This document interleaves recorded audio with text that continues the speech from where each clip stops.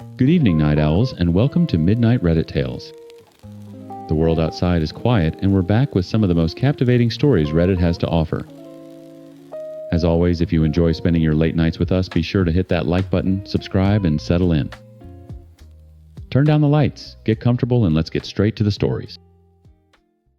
Story 1. I'm 34, been in a relationship for 4 years, and I just learned that some people will take credit for your entire existence while forgetting you were breathing just fine before they showed up. Let me back up. I'm a software developer. Self-taught. No degree. Started coding at 15 in my bedroom. Built my first app at 17. Sold it for enough money to skip college and just keep building. By 25, I was freelancing full-time. By 30, I had my own small company. 3 employees, consistent clients, good income. Nothing massive, but stable and mine. I met her at a tech meetup 4 years ago. She had a master's in computer science, worked at a big firm, made good money. We clicked over debugging horror stories and awful client requests. Started dating. Moved in together after a year. Here's the thing. She helped me. I won't pretend she didn't. Taught me proper algorithm optimization. Helped restructure my code to be more efficient. Introduced me to people in her network. Some of those introductions became clients. Her technical knowledge made my work better. I've never denied that. But somewhere along the way, she started believing she'd built me from scratch. Started telling people she'd taken me under her wing. Started introducing me as someone she'd mentored into success. Started taking credit for my business like she was a co-founder instead of a supportive girlfriend. At first, I let it slide. Didn't want to seem ungrateful. She had helped. But the comments got worse. More possessive. More dismissive of what I'd done before her. You were just a freelancer when we met. I still am. Just with employees now. Because of the clients I brought you. 3 clients. Out of 20. I appreciate it, but I had 17 others before you. Doing what? Small projects? I elevated you. These conversations happened monthly. Then weekly. Then almost every time we were around her friends or colleagues. She'd diminish my past. Inflate her contribution. Make it sound like I was building WordPress sites in my parents' basement before she rescued me. The truth, I was making low 6 figures before we met. Owned my apartment. Had a full client roster. Was doing fine. Her help accelerated some things. Made other things better. But it didn't create me from nothing. Last weekend was the breaking point. Her company threw a celebration. One of her colleagues got promoted. Drinks at an upscale bar, maybe 20 people. Developers, project managers, some executives. I knew a few of them. Had worked with 2 as clients before. I was talking to one of those former clients. He was congratulating me on a recent project. Said he'd heard good things. Said he might have more work coming my way. My girlfriend joined the conversation. Of course his work is good. I trained him. The client looked confused. I thought you met after he'd already been working for years. He was working, but not well. I taught him proper methodology, system architecture, everything that makes him actually viable now. I felt my face get hot. That's not exactly accurate. It's completely accurate. You were building small stuff. I showed you how to scale. You helped with scaling. You didn't teach me development. I've been coding for 19 years. Self-taught coding, which is basically learning bad habits until someone with real education fixes you. The client looked uncomfortable, excused himself. I stood there wanting to leave, but we'd just arrived. Driving separately wasn't an option. I was stuck. The night continued. She had a few drinks, got louder, more confident. Started telling stories about fixing my code and explaining basic concepts to me. Made it sound like I was some amateur she'd pitied into competence. I didn't engage. Just stood there, drinking my beer, watching her perform. Then came the toast. Her promoted colleague stood up, thanked everyone, made some jokes. Then others started doing toasts. Congratulations. Well wishes. Industry jokes. My girlfriend stood up, raised her glass. I thought she was toasting her colleague. She wasn't. I want to toast my boyfriend. The perfect example of what good mentorship can do. When I met him, he was self-taught. No real structure, no proper education. Just cobbling together code and hoping it worked. Now look at him. Running his own company. Real clients, professional work. Without my degree, you'd still be nobody. A few people laughed. Thought it was a joke. Some kind of roast humor between couples. I didn't laugh. Just looked at her. She was smiling. Proud of herself. Completely serious. I set down my beer. Stood up. Said one word. Fair. Then I walked out. Didn't say goodbye. Didn't explain. Didn't cause a scene. Just left. Called a car. Went home. Sat in my apartment, the one I'd owned before meeting her, and thought about what she'd just said. Without her degree, I'd be nobody. Not without her help. Not without her support. Without her degree. Like the piece of paper she earned gave me existence. Like I was nothing before her credentials touched my life. I pulled out my laptop, opened our shared documents. We had a lot of them. I'd built her a custom project management system for her side freelancing. She did consulting work outside her main job. Used my software to manage it. Tracked clients, invoices, deadlines, everything. That software was mine. I'd built it. She'd asked for it 2 years ago, said her company's tools were too clunky. Asked if I could make something simpler. I did. Spent 3 weeks building it, never charged her. Just gave it to her because she was my girlfriend. She relied on it every day. Had 40-some clients in there. Thousands of dollars in pending invoices. Project timelines. Client communications. Everything. I shut down her access. Changed the admin password. Removed her user account. Made the whole system inaccessible to her. Then I sent one email. Since I was nobody before your degree, I'm reclaiming the tools this nobody built. You'll need to find other software for your consulting work. I recommend actually paying for it this time. I hit send at 11:47 p.m. Went to bed. Didn't wait for a response. Update 1. She came home at 1:30 a.m. I was still awake. Heard her key in the lock. Heard her come into the bedroom. What the hell was that? What was what?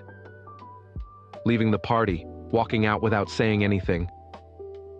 I said something. I said fair. Then I left. You embarrassed me. Everyone was asking where you went. Everyone heard what you said about me. I'm sure they figured it out. It was a joke. A toast. You're being ridiculous. It wasn't a joke. You meant it. You've been saying versions of it for months. Tonight you just said it louder. I was celebrating you. Showing everyone how far you've come. You were taking credit for my entire career, making it sound like I was nothing before you. Which isn't true. I helped you. You know I did. You helped me. Past tense, with some things, not everything. And definitely not enough to claim ownership of who I am professionally. Ownership? I was complimenting you. You said without your degree, I'd be nobody. That's not a compliment. That's you erasing everything I did before you existed in my life. She was quiet. Then, are you really this upset over a toast? I'm upset that you genuinely believe I owe my entire existence to you. That's not love. That's ego. Fine, I'm sorry. Can we move past this? Check your consulting software. What? The project management system I built you. Check it. She pulled out her phone. Opened the app. I watched her face change as she realized she was locked out. What did you do? I reclaimed my work. Since I'm nobody without your degree, surely you don't need software built by nobody. You can't do that. All my client data is in there. My software, my decision. You'll need to export your data. Oh wait, you can't, because you're locked out. This is vindictive. Give me back my access. No. My invoices are in there, my project timelines. Everything. Should have backed it up. You're holding my business hostage because I hurt your feelings? I'm taking back something I gave you freely when I thought we were partners. But since you think I'm nobody without you, I figured you wouldn't want gifts from nobody. Stop saying that. You said it first. In front of 20 people. Called me nobody without your degree. Now I'm acting like the nobody you think I am. She started to cry. Please, I have deadlines, client deliverables. I need that system. You have a master's degree in computer science. Build your own. That's not fair. Neither was your toast. She grabbed a pillow. Went to the couch. I heard her making calls. Probably trying to figure out data recovery. Good luck with that. I'd built that system on my own servers. Everything was encrypted. Without my credentials, she had nothing. Update 2 morning came. She was gone, left for work early. Probably didn't want to face me. I made coffee, checked my email. She'd sent 12 messages overnight. First few were angry, demanding access, threatening legal action. Then they turned desperate, explaining how much she needed the system, how she had client presentations today, how she'd look unprofessional showing up without her project data. Last email was apologetic. Said she'd overstepped. Said she didn't mean to diminish me. Said she'd had too much to drink. Said she'd never claim credit like that again. I didn't respond. Just drank my coffee. Went to my home office. Started my workday. She called at lunch. I answered. We need to talk. Go ahead. I'm sorry, really sorry. What I said was wrong. I got carried away. I do think you're talented. I do think you built your success. I wanted people to see that I contributed. That I was part of your story.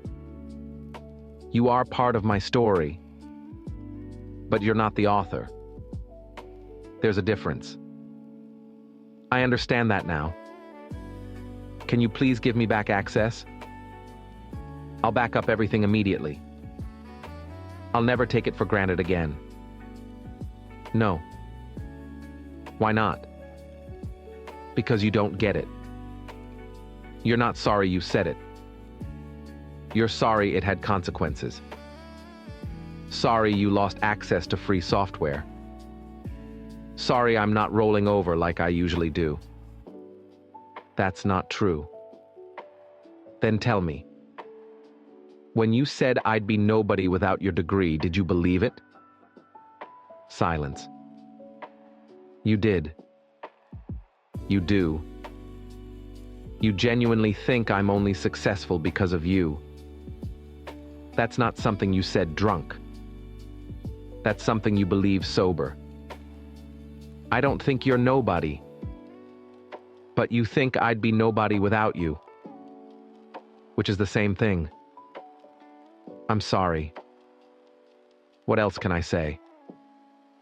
Nothing. There's nothing you can say. Words don't fix this.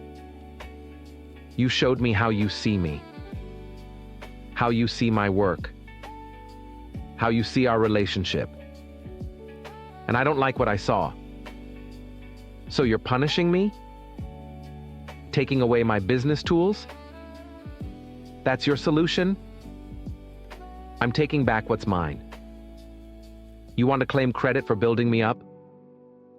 Fine. But you don't get to use what I actually built in the process. This is cruel. This is proportional. You humiliated me publicly. I responded privately by removing something you took for granted. Seems fair. She hung up. I went back to work. Update 3. That evening, her best friend called me. I almost didn't answer. Decided to out of curiosity. What you're doing is wrong. Hello to you too. She's scrambling. Trying to reconstruct client data. She missed a deadline today because she couldn't access her project timeline. She has a master's degree in computer science. I'm sure she'll figure it out. Don't be an ass. She apologized. She apologized for consequences. Not for what she said. Not for what she meant. She was drunk. She made a mistake. She's been making that mistake for months. The toast was just the loudest version. So you're going to destroy her consulting business over it? I'm not destroying anything. I'm just not supporting it anymore. Big difference. You built that system for her. She needs it. I built it when I thought she respected me. Respected my work. Respected what I'd accomplished before her. Turns out she doesn't. So why would I keep giving her free tools? Because you love her. Love doesn't mean accepting disrespect.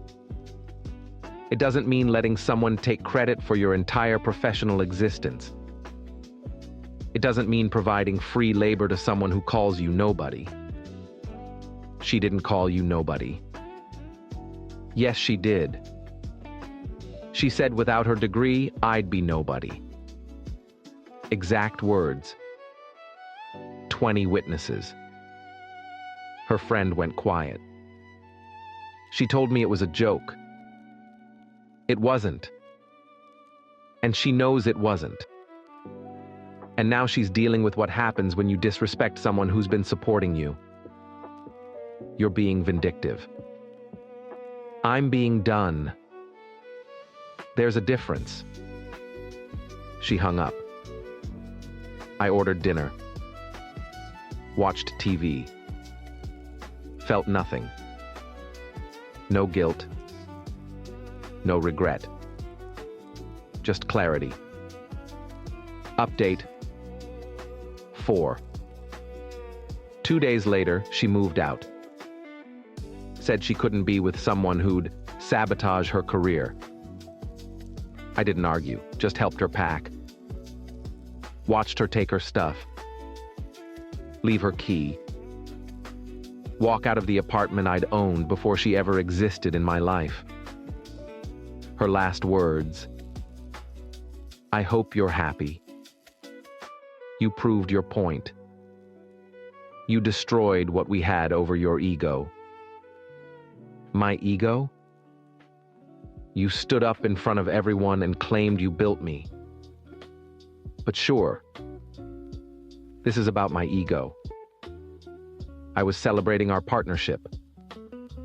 You were taking credit. If you can't see the difference, that's why we're here. She left. I sat in my quiet apartment. Looked at the space where her stuff used to be. Felt lighter. The next week, mutual friends reached out. Some took her side. Said I'd overreacted. Said a toast wasn't worth ending a relationship. Said I should have communicated better instead of locking her out of software. I told them all the same thing. She didn't end our relationship over a toast. She ended it over months of diminishing what I built before her. The toast was just the moment I stopped accepting it. Some understood. Most didn't. The ones who knew my work, who'd known me before her, understood. The ones who'd only met me through her thought I was being petty. I didn't care. Block buttons exist for a reason. Update 5. 3 weeks later, I got an email from her company. Her boss. The one I'd done contract work for 2 years ago. One of those 3 clients she'd introduced me to. Heard you and my employee split. Wanted to reach out. We have a major project coming up. System overhaul. Need someone who knows our infrastructure. Interested? I wrote back. Depends. Will she be involved? Different department. You'd be working with our CTO. She'd never even know you were in the building. Then yes. Send me the details. The contract came through. 6-month project. Significant money. Exactly the kind of work she'd said I'd need her degree to access. Except I'd accessed it 2 years ago through her introduction, sure. But I'd earned it through my work. And now I was back without her involvement at all. Started the project a month later. Ran into her exactly once in the building. She saw me. Turned around, walked the other way. I kept walking. Didn't acknowledge her. Didn't care. Her friend texted me. She saw you at her office. She's devastated. She works there. I'm a contractor. We're both adults. She'll survive. She can't believe you're working there after everything. I was working there before we broke up. This is a new contract, but it's the same client. My work speaks for itself. Doesn't need her permission or involvement. You're rubbing it in her face. I'm doing my job. She just happens to work at the same company. If that bothers her, she can leave. I'm contracted through December. No response after that. Final update. It's been 4 months. The contract ended. Turned into a retainer. They want me available for future projects. I said yes. Good money. Good work. Doesn't require her degree or her approval. She's apparently dating someone new. Someone from her company. Someone with credentials. I heard through the mutual friends who still follow both of us. I didn't ask for details. Didn't care enough to ask. I'm single. Focusing on work. Hired another employee. Expanded my client base. Doing better financially than I ever did while we were together. Turns out I work better when someone isn't constantly telling me I'd be nothing without them. I never gave her back access to the software. She rebuilt her systems elsewhere. Paid for project management tools like everyone else. Probably better for her in the long run. Less dependent on someone who might lock her out when she disrespects them. I saw her one last time. Coffee shop near her office. She was in line ahead of me. Didn't see me until I was standing right behind her. Oh, hi. Hi. How are you? Good. You? Fine. Busy. I bet. Awkward silence. She got her coffee. Turned to leave. Stopped. I'm sorry. For what I said. For how I made you feel. I was wrong. Okay. Is that it? Just okay? What else do you want me to say? I don't know. Forgiveness, maybe? I don't forgive people who call me nobody. I just move on from them. I never called you nobody. You said without your degree I'd be nobody. Same thing. I regret it. Good. Maybe you'll think twice before taking credit for someone else's work again. She walked away. I got my coffee. Went back to my office. The one I'd built. Without her degree. Without her help. Without needing her to exist. I'm 34, single. Running a successful company. Learned that some people will diminish you to elevate themselves. Will take credit for your work to feel important. Will make you feel small to make themselves feel big. And the moment you stop letting them, they'll accuse you of being vindictive.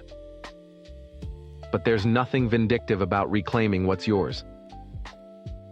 Nothing petty about refusing to support someone who disrespects you. Nothing wrong with walking away from someone who thinks you'd be nobody without them. Because here's the truth. I was somebody before her. I'll be somebody after her. And the fact that she needed to believe otherwise says everything about her and nothing about me. Story 2. I'm 27. And until 3 weeks ago, I thought I had my life figured out. I'd been with Lauren for 4 years, engaged for 8 months. We were supposed to get married in June. I work remotely as a financial analyst, which means I'm home a lot. And honestly, I thought that made our relationship stronger. I could be present, available, supportive. Lauren worked at a boutique marketing firm downtown. She'd always been ambitious, driven, the kind of person who had a 5-year plan color-coded in 3 different notebooks. I love that about her. She was beautiful, sure, but it was her determination that first caught my attention at a mutual friend's barbecue 4 years back. She told me that night she was going to run her own agency someday. And I believed her. The problem started subtly. Around mid-February, she began canceling plans. First, it was dinner with my parents. Something came up at work, babe. I'm so sorry. My mom had spent all afternoon making Lauren's favorite lasagna. Then it was our usual Friday movie night. The team needs me to stay late for this pitch. I'd already bought the tickets, already picked up her favorite candy. I ended up going alone, sitting in that dark theater with an empty seat next to me. But then it became a pattern. February 18th. Can't make it to your brother's birthday. Client emergency. My brother had specifically asked if Lauren was coming because he wanted to announce his own engagement that night. February 24th. I have something important to do tonight. Rain check. We were supposed to go to this new restaurant that had a 3-month waiting list. March 3rd. Sorry, can we reschedule our date? I'm swamped. This was supposed to be our anniversary dinner. For years together. I'd bought her a necklace. Had it engraved with our initials. March 10th. I can't come today. I have something important to do. That last one was supposed to be our engagement photo shoot. We'd booked the photographer 3 months in advance. Paid a $200 deposit. Lauren called me 2 hours before we were supposed to meet at Riverside Park. I'm really sorry, she said. But something came up and I just can't make it today. Lauren, we scheduled this months ago. The photographer. I know. I'll pay the cancellation fee. I have something really important I need to handle. More important than us. Silence. Then, that's not fair. What's going on? You've been distant for weeks. You barely talk to me anymore. I'm just stressed with work. You know how it is. Her tone had that edge to it. The one that said the conversation was over. I let it go. I rescheduled the photo shoot. I told myself she was just going through a rough patch at work. But deep down, I knew something was wrong. That night, I was playing video games around 9 p.m. when my buddy Chris texted me. Chris, hey man, weird question. Is Lauren cool with you? Just saw her going into the Heights apartments on Westbrook. I stared at the message. The Heights apartments. I knew those buildings. Lauren's ex, Andrew, lived there. She'd pointed it out once when we drove past last summer. Me? She's working late tonight. Why? Chris, oh. And VM then. Just thought I saw her, but maybe not. Me? You sure it was her? Chris, pretty sure. She was with some tall guy. They went into the south building. Look, man, I don't want to start anything, but I thought you should know. I sat there staring at my phone for 10 minutes. I wanted to call her, demand an explanation, but another part of me told me to wait. To think rationally. Except I couldn't think rationally. I didn't sleep that night. I kept replaying every canceled plan, every distant conversation. At 3 a.m., I did something I'm not proud of. I checked our shared credit card statement online. My heart was pounding as the page loaded. February 18th. Mario's Italian Bistro. $87.43. February 24th. The Wine House. $62.19. March 3rd. Mario's Italian Bistro. $91.67. Mario's was our place. Or at least, I thought it was. We'd gone there on our first anniversary. But I hadn't been there with her in months. And the Wine House. That was a bar near the Heights Apartments. I felt sick. The next morning, Lauren texted me around 10 a.m. like nothing was wrong. Lauren, good morning, Red Heart. Sorry again about yesterday. Make it up to you this weekend. I stared at the message. Part of me wanted to confront her right then. But I needed to be sure. I needed proof. Me? Yeah, sounds good. I spent that entire day planning. If she was cheating, I needed to know for certain before I blew up my entire life. So I did something I never thought I'd do. I ordered flowers. Not just any flowers. A bouquet of white lilies, her favorite. I had them delivered to her office that afternoon with a card tucked inside. The card was simple, typed out so she wouldn't recognize my handwriting. I know about Andrew. We need to talk. A friend. I didn't sign it. I didn't need to. If she was innocent, she'd call me confused. If she was guilty. My phone rang 30 minutes later. It was Lauren, and her voice was pure panic. Did you send me flowers? She asked immediately, no hello, no warmth. What? No. What? Someone sent me flowers with a weird card, and she stopped. I could hear her breathing hard. Never mind. It's probably nothing. What did the card say? Just nothing. Some weird prank probably. But her voice was shaking. Lauren, what's going on? Nothing. I have to go. She hung up. I sat there holding my phone. And for the first time in 4 years, I didn't recognize the woman I was supposed to marry. Update 1. Lauren didn't come home that night. She texted around 7 p.m. saying she was staying at her friend Bella's place because she needed space to think. I didn't push. Honestly, I was relieved. I called Chris and asked him to tell me everything he'd seen.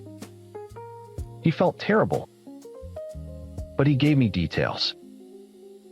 Lauren had been wearing the black dress I'd bought her for Christmas. She was laughing, hanging onto some guy's arm as they walked into the building. He didn't get a clear look at the guy's face, but he was tall. Dark hair, athletic build. Andrew fit that description perfectly. I'm sorry, man, Chris said. I wasn't sure if I should even tell you. No. I'm glad you did. That night, I went through everything. Her laptop was still at the apartment. She'd left in such a hurry she'd forgotten it. I know, invasion of privacy. But at that point, I was past caring.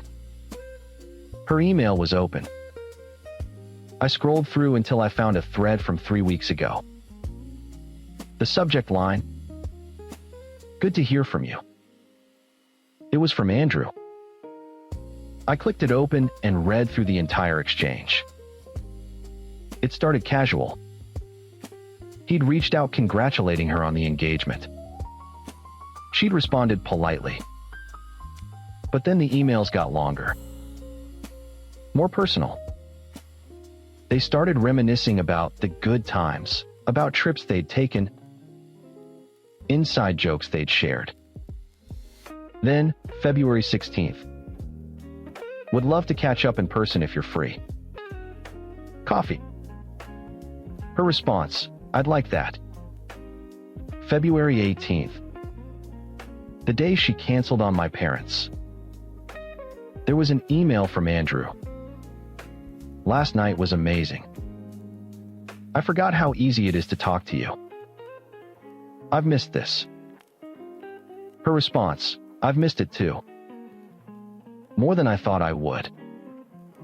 I felt like I was going to throw up.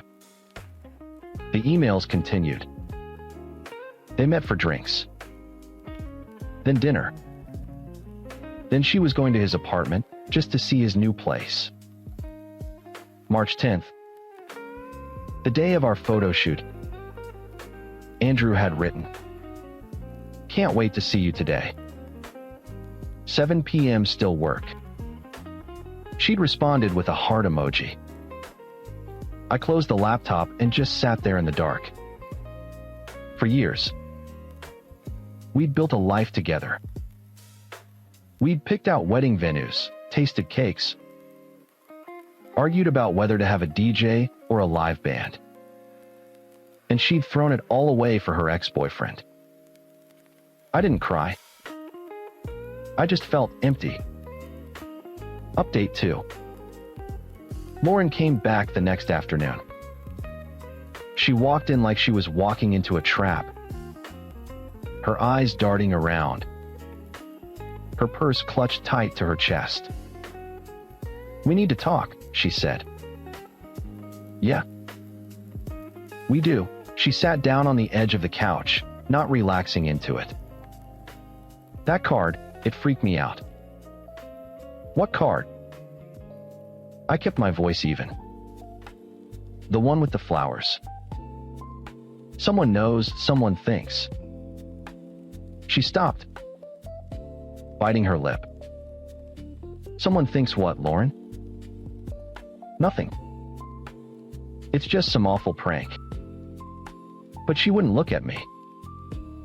I pulled out my phone and opened the credit card statement. I turned the screen toward her. Mario's. February 18th.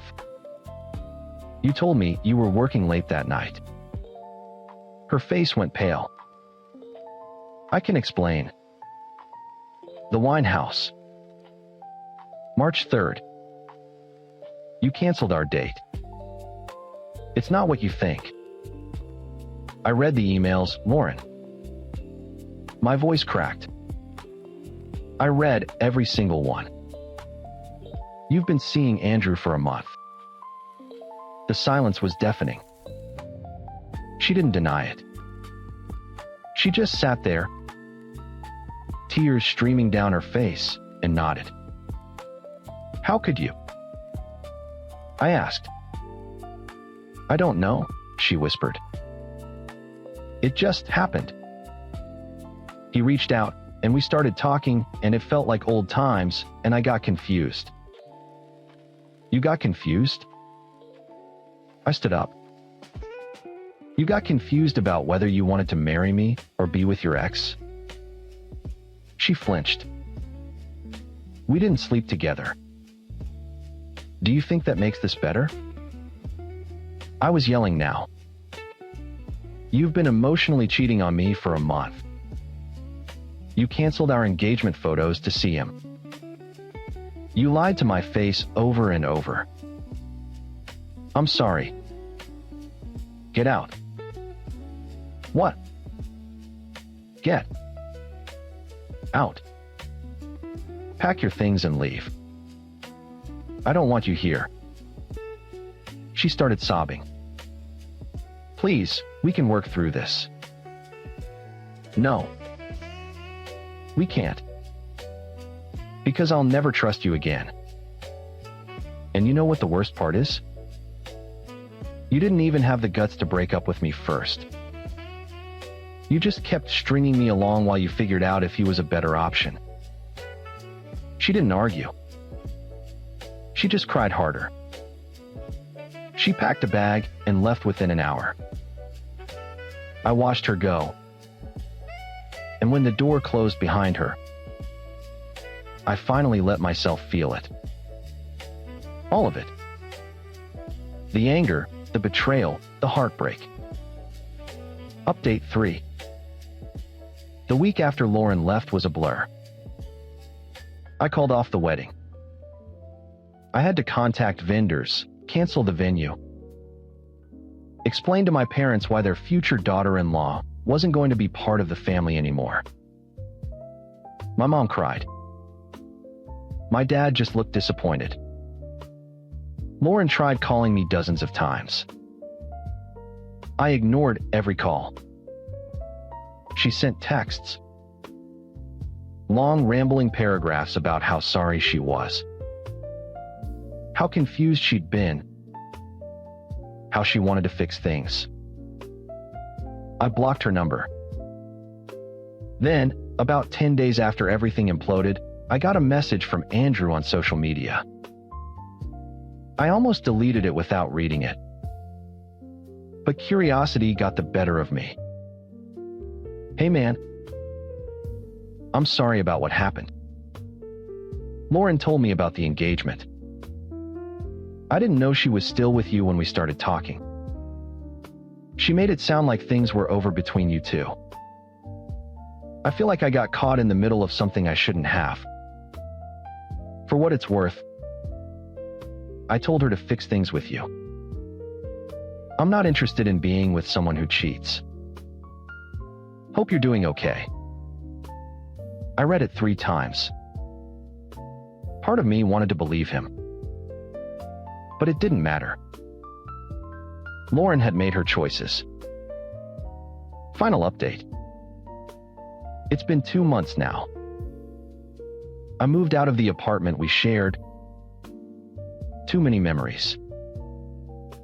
I'm renting a smaller place across town, and honestly, it's been good for me.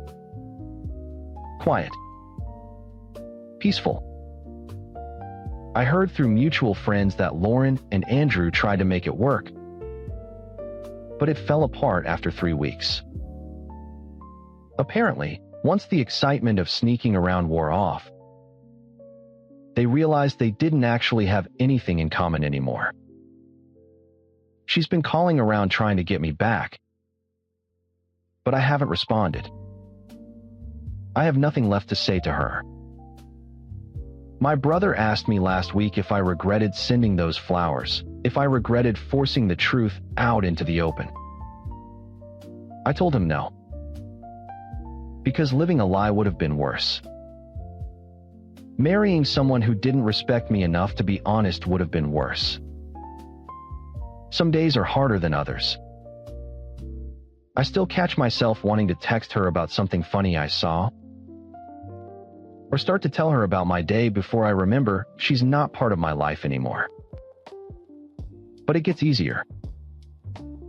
I don't know if I believe in closure, but if this is it, I'll take it.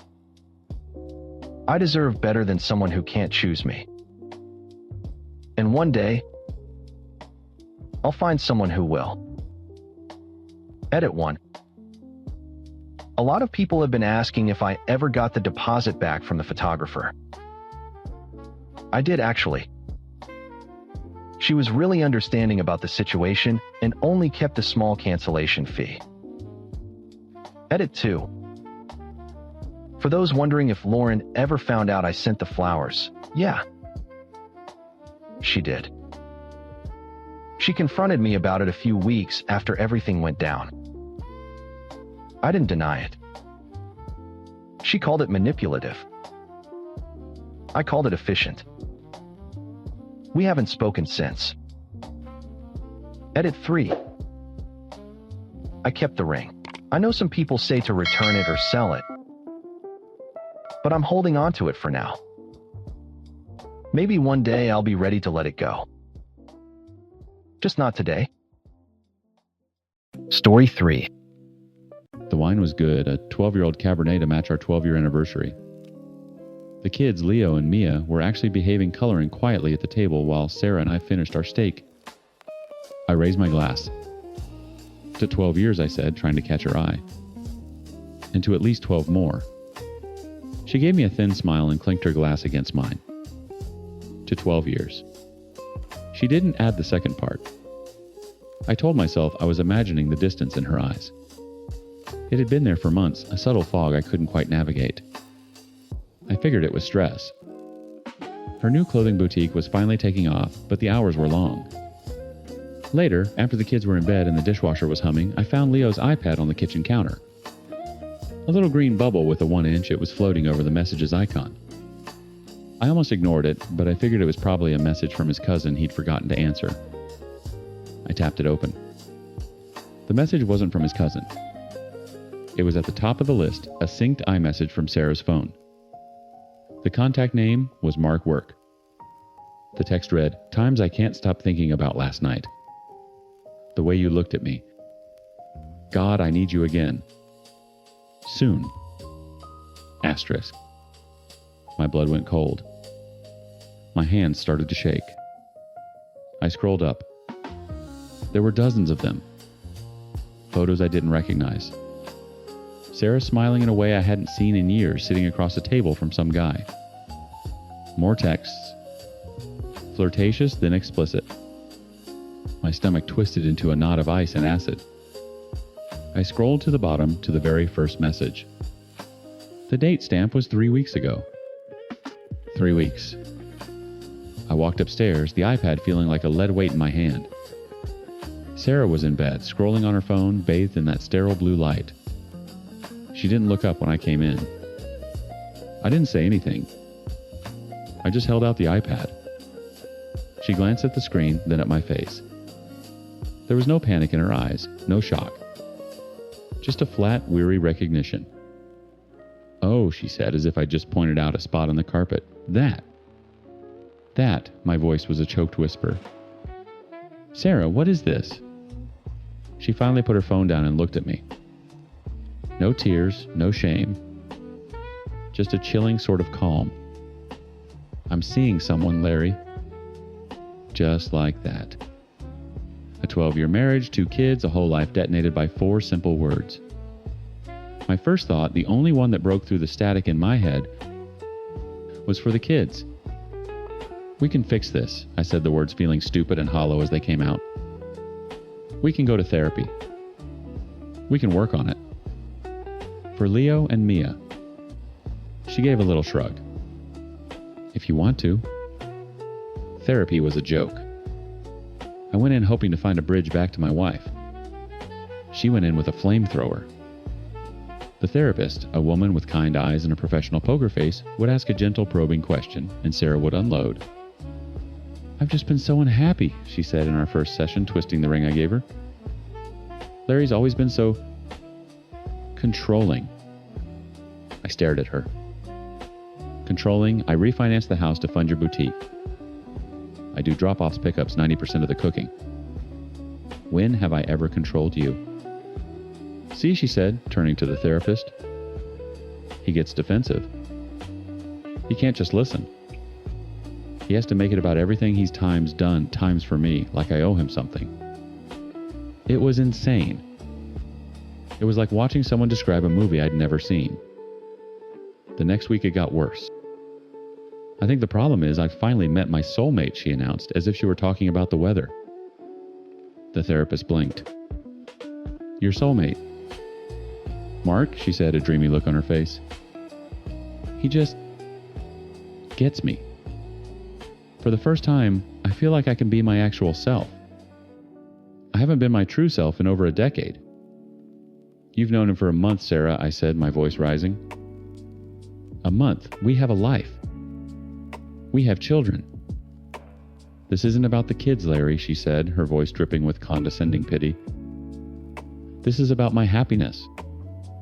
Don't you want me to be happy?" I started noticing how her best friend Chloe was always around. Chloe, who had been divorced twice and seemed to thrive on drama. She'd whisper with Sarah in the kitchen while I was putting the kids to bed. I'd walk in and they'd go silent, shooting me identical looks of disdain. I heard snippets. You deserve this. Don't let him guilt you. It's your time now. Chloe was the gasoline on the fire.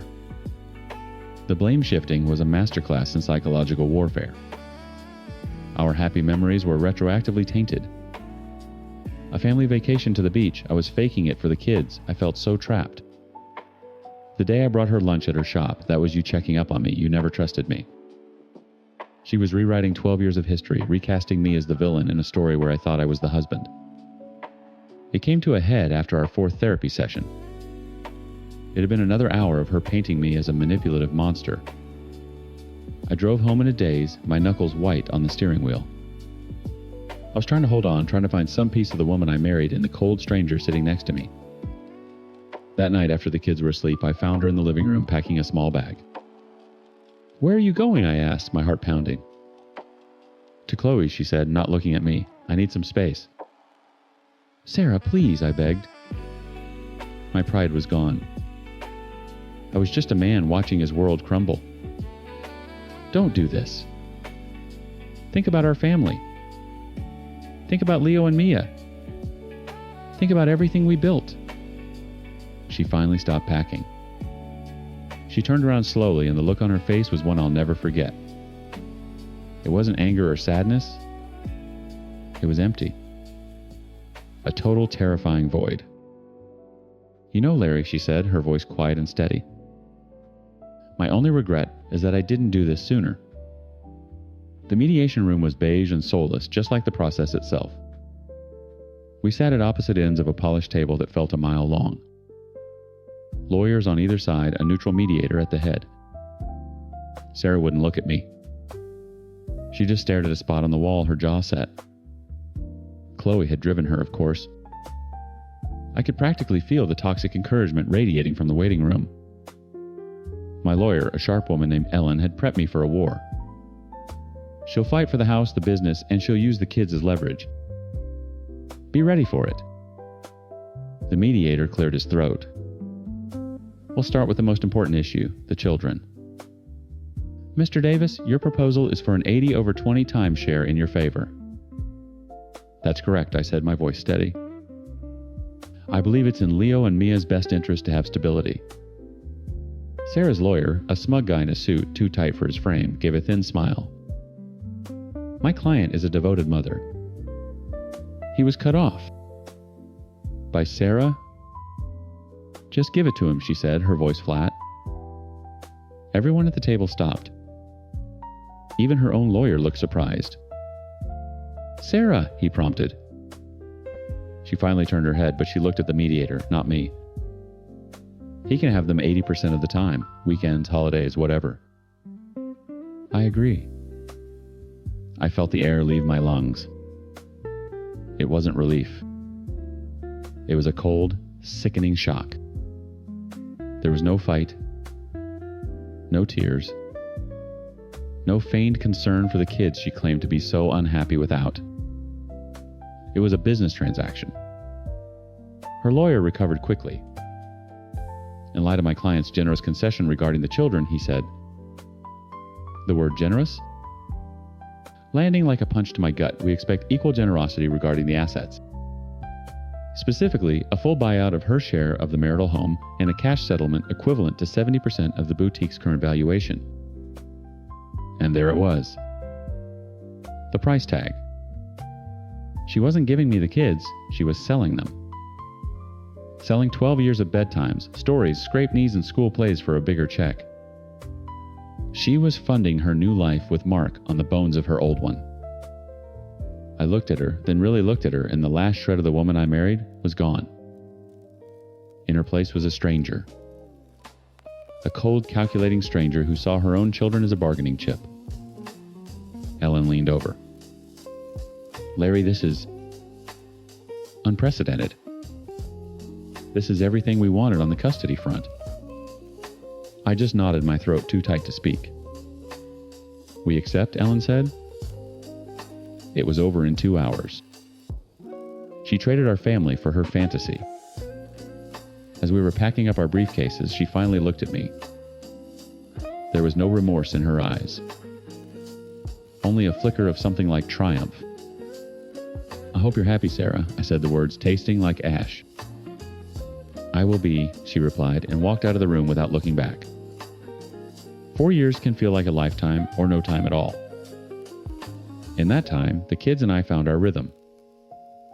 Our house, once heavy with tension, was now filled with Lego explosions, movie nights, and the smell of slightly burnt pizza. I became an expert at French braids for Mia and at helping Leo with his ridiculously complex Minecraft worlds. We were a team. A bruised, battered, but resilient team. Their weekends with Sarah were a different story. They'd come home quiet and withdrawn. It took me a while to figure out why. One Sunday night, Mia, now 10, was picking at her dinner. "What's wrong, sweetie?" I asked. She pushed a piece of chicken around her plate. "Mommy cried today." My stomach tightened. Oh, why was she sad? "She said it's hard living in her small apartment because you took the big house and all her money," Mia mumbled, not meeting my eyes. "She said you wanted to punish her for being happy." There it was. The poison. A slow, steady drip of it every other weekend. I took a deep breath, pushing down the white-hot rage that wanted to erupt. Yelling wouldn't help. Bad-mouthing their mother would only make me the same as her. "Mia, look at me," I said gently. She lifted her head, her eyes full of confusion. "Grown-up problems are complicated. It's not your job to worry about them. Your mom and I both made choices. The most important thing for you to know is that this is your home. You are safe here, you are loved, and you will always have everything you need." Okay. She nodded, but the seed was planted. I knew I'd be weeding that particular garden for years to come. The final confirmation of her choices came not from the kids, but from an old friend who called me out of the blue. "Larry, hey man. Listen, this is weird, but I thought you should know." He started hesitantly. "I saw Sarah's baby announcement on Chloe's Instagram." The words hit me, but they didn't hurt. They were just information. "Baby, I didn't know she was pregnant." "Yeah, little girl," he said. The weird thing is, well, Mark was there. In the picture. And his wife, actual Times wife, just posted a family photo from a ski trip last week. With their kids. I don't get it, man. Is he living a double life or something? Of course he was. Mark never left his wife. He was never going to. Sarah hadn't found a soulmate. She'd found a parasite. And she'd mistaken the fever for passion. She'd had his baby while he was still married to and living with someone else. The next time she dropped off the kids, she told me her big news. "Mark and I are moving," she announced, avoiding my gaze as Leo and Mia ran inside. "To Austin. His company is opening an office there. It's a fresh start for us." Us. The baby was in a car seat in the back. Her new life. "He's moving to Austin," I asked, keeping my voice neutral. "Is his wife going with him?" The color drained from her face. For the first time in 4 years, I saw a genuine crack in her armor of self-righteousness. She didn't have a comeback. She didn't have a rewritten history for that. "That's none of your business," she finally spat and got back in her car. She was running. Chasing a fantasy to another state, abandoning her first 2 children for a man who would never fully be hers. She hadn't just left our marriage, she had left her entire life. And was now a supporting character in someone else's. I watched her drive away, and I felt nothing. No anger, no sadness. Just a profound, quiet pity. My revenge wasn't some grand act. I didn't have to do a thing. My revenge was the happy, stable home I had built from the wreckage. It was Leo's laughter from the living room and Mia asking if we could bake cookies. My revenge was that I had won. I'd won my kids, my peace, and my life, while she was left with the consequences. She had chosen her path, and I was finally truly free of it. Story 4. My thumb hovered over the confirm button for the third time, just rereading the details. 2 round-trip tickets to Denver. A hotel reservation a block away from Mary's campus apartment. A dinner reservation at some ridiculously trendy steakhouse she'd been dying to try. The plan was locked and loaded. I grinned, snapping a screenshot and firing it off to her. Asterisk. Asterisk. Me, asterisk, asterisk, asterisk. It's official. Operation First Legal Drink is a go. Asterisk. Her reply was almost instant. A string of excited emojis followed by asterisk, asterisk, Mary, asterisk, asterisk, asterisk. I cannot wait. Best big brother ever. Asterisk. I felt a familiar warmth spread through my chest. For as long as I can remember, it's been me and Mary against the world. Or more specifically, me and Mary against Dad. To him, I was the son who could do no wrong. I played football, got decent grades, went into a respectable field. I was his reflection, the one he could brag about to his buddies at the golf course. Mary, on the other hand, was the artist. The quiet one with a sketchbook and the purple hair phase in high school. She didn't fit into the neat little box he'd built for his kids, so he just stopped trying. I remember her 10th birthday. He'd promised to take us all to a theme park. I woke up to him shaking my shoulder, whispering, "Come on, champ. Let's go, hit the cages." We spent the whole day at the batting cages, just the 2 of us. When we got home, Mary was sitting on the front steps, her party dress wrinkled. She'd been waiting there for 6 hours. He'd completely forgotten. I'll never forget the look on her face when he just shrugged and said, "Oh, right. Well, happy birthday, kiddo. We'll do something next weekend." We never did. So, when she turned 20, I made her a promise. I told her that for her 21st, no matter where I was or what I was doing, I would fly out to her and buy her that first legal drink. It wasn't just about the alcohol. It was a line in the sand. A declaration that her milestones mattered. That times mattered. My phone buzzed again, pulling me from the memory. It was a group text from Dad. The other recipients were a handful of his relatives and his fiancée Janice. Asterisk, asterisk, Dad, asterisk, asterisk, asterisk. Hey everyone, quick update on the wedding. The venue had a last-minute cancellation on a prime Saturday, so we jumped on it. Saves us a ton of money. Mark your calendars for October 12th. Can't wait to celebrate with you all. Asterisk. I stared at the screen. My blood ran cold. October 12th. Mary's 21st birthday. There was no way. It had to be a mistake. A typo. He couldn't be that oblivious. I checked my calendar, my heart pounding, a frantic rhythm against my ribs. Nope. No mistake. My fingers flew across the screen, dialing his number before my brain could even process the rage that was building inside me. He picked up on the second ring, his voice obnoxiously cheerful. "Lawrence, hey son, did you see the good news?"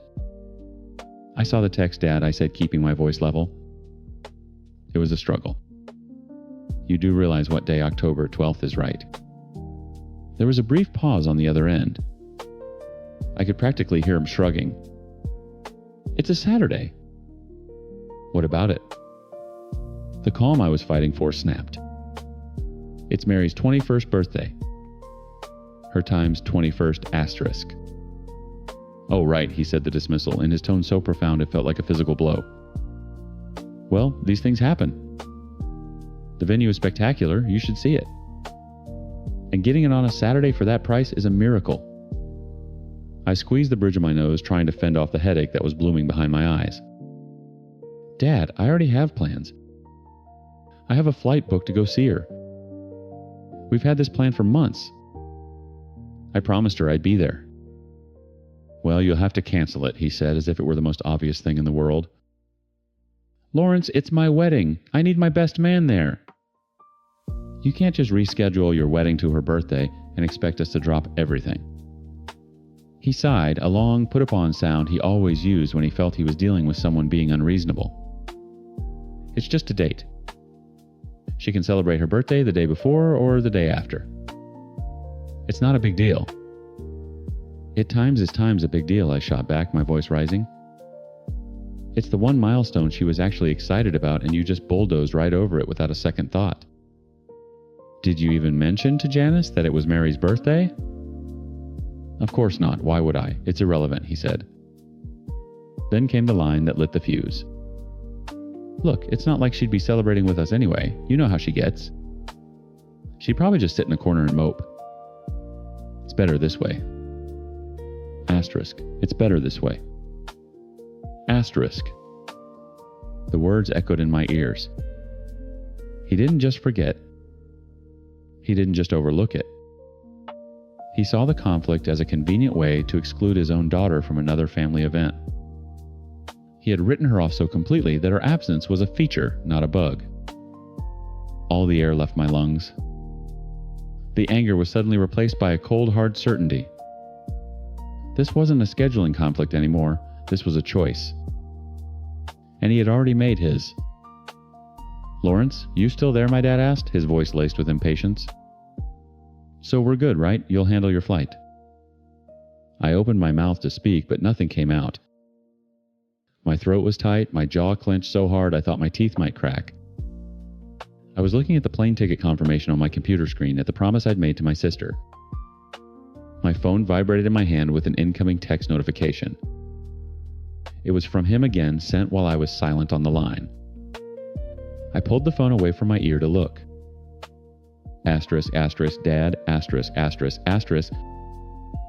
Just sent you the link for the tux rental. Need your measurements by tomorrow. You're the best man after all. Asterisk. I took a slow, deliberate breath, the tux rental link glowing on my phone screen like a tiny digital middle finger. The calm I'd been searching for finally arrived cold and sharp as a shard of glass. No, I said. The word was quiet, but it landed with the force of a slammed door. No? What do you mean, no? My dad sputtered on the other end of the line. Lawrence, did you not hear me? I need you to handle the flight. It's my wedding. And I heard you, I said, my voice dangerously even. The answer is no. I'm not canceling my trip. I'm not breaking my promise to my sister. I will be in Denver on October 12th. The silence that followed was heavy with disbelief. You're choosing her birthday party over my wedding. Are you serious? I'm choosing my sister, Dad. For once, someone in this family is going to choose her. He let out a bark of a laugh, but it was hollow, laced with fury. This is ridiculous. You're being melodramatic. Look, I'll even compromise. I could hear the shift in his tone, the smarmy, magnanimous voice he used when he thought he was solving a problem he'd created. Bring her with you to the wedding. She can have a glass of champagne with the bride and groom. It'll be a great story. Her 21st birthday at her old man's wedding. My vision went white at the edges. The sheer breathtaking arrogance of it stole my breath. To him, she wasn't a person with her own life and her own milestone. She was a prop, a fun little anecdote he could trot out for his new in-laws. Her entire birthday, the one I'd promised, would be entirely about her, reduced to a footnote in Times His Times Day. So she can spend her 21st birthday watching the father who forgot she existed get married for the third time. Yeah, Dad. Great story. Watch your tone, he snapped. It's a perfectly reasonable solution. My God, Lawrence, you have to see the bigger picture here. Birthdays come every year, weddings don't. That was it. The final piece of the puzzle, the ultimate justification for a lifetime of neglect. It all clicked into place. I almost laughed. This is your third wedding, Dad, I said, the words coming out ice cold. So it's not that special. But my sister only turns 21 once. The line went dead. He didn't say another word. He just hung up. I stood there in my quiet apartment, the dial tone buzzing softly in my ear. My hand was shaking, not from anger anymore, but from the adrenaline crash. I had finally said it. I had finally truly stood up to him. For the next few hours, there was nothing. The silence from him was a roaring void. I tried to work, but I just stared at my monitor replaying the conversation. Then my phone lit up. It was a text from Janice. Asterisk, asterisk. Janice, asterisk, asterisk, asterisk. Lawrence? I don't know what you said to your father, but he's absolutely miserable. He's so hurt. This day is supposed to be the happiest of our lives, and you're spoiling it. Can't you please just reconsider for his sake, asterisk? I tossed the phone onto the couch as if it were on fire. Asterisk. Spoiling it. Asterisk. Me. I was the problem. Not the man who scheduled his wedding on his daughter's birthday. Before I could even formulate a response, the phone started ringing. The caller ID read Aunt Carol. Dad's sister. His number one cheerleader. I let it go to voicemail. A minute later, the notification popped up. I listened, my stomach churning. Lawrence, this is your aunt. Her voice was tight with disapproval. Your father just called me completely distraught. How could you be so selfish after everything he's done for you? To throw it all back in his face over some silly birthday party for Mary. She's always been difficult, you know that. You need to be the bigger person here and apologize. You're tearing this family apart. The phone buzzed again. An unknown number. Then a text from a cousin I hadn't spoken to in a year asking if I was okay and saying my dad was worried. It was a coordinated attack. A guilt and shame carpet bombing. For a second, I felt a flicker of doubt. The words hit their mark times selfish, tearing the family apart, asterisk. The conditioning of a lifetime is a hard thing to break. Was I just being cruel? Did I have to say it like that? The harshness of my words echoed in my head. Then, clear as day, I saw it again. Mary, 10 years old, sitting on the front steps in her wrinkled party dress. Her face a mask of disappointment as Dad walked past her without a second glance. The doubt vanished, replaced by a surge of pure, unadulterated resolve. He didn't get to be miserable. He didn't get to be the victim. He'd made his choice a long time ago. Now, I was making mine. This wasn't revenge. This was a course correction. I picked up my phone, my fingers moving with a newfound purpose. I ignored the litany of texts and missed calls. Instead, I pulled up my confirmation email from the hotel in Denver. I found their number and dialed. Hi, I said when the concierge answered. I have a reservation under the name Lawrence Hayes for October 11th. I'd like to see about an upgrade. A few minutes later, I'd booked the corner suite with a city view and a balcony. Next, I found the website for the steakhouse and called them. I arranged for a bottle of their best champagne to be waiting at our table, and for a custom dessert to be brought out. Then I booked 2 tickets for a concert I knew she'd love for the following night. I was burning through my savings and I didn't care. The campaign of calls and texts could continue. Let them call me selfish. Let them think I was ruining everything. They didn't matter. He didn't matter. Only one thing did. I pulled up my text thread with Mary and typed, asterisk, asterisk, me, asterisk, asterisk, asterisk. Change of plans. I'm flying in a day early. Pack something nice. I'm taking my sister on a proper 21st birthday bender. Asterisk. Her reply was immediate, another explosion of happy emojis. Asterisk, asterisk, Mary, asterisk, asterisk, asterisk. You serious? This is going to be the best birthday ever, asterisk. I smiled, a real smile for the first time all day. Yeah, I thought pulling up the airline's website to change my flight.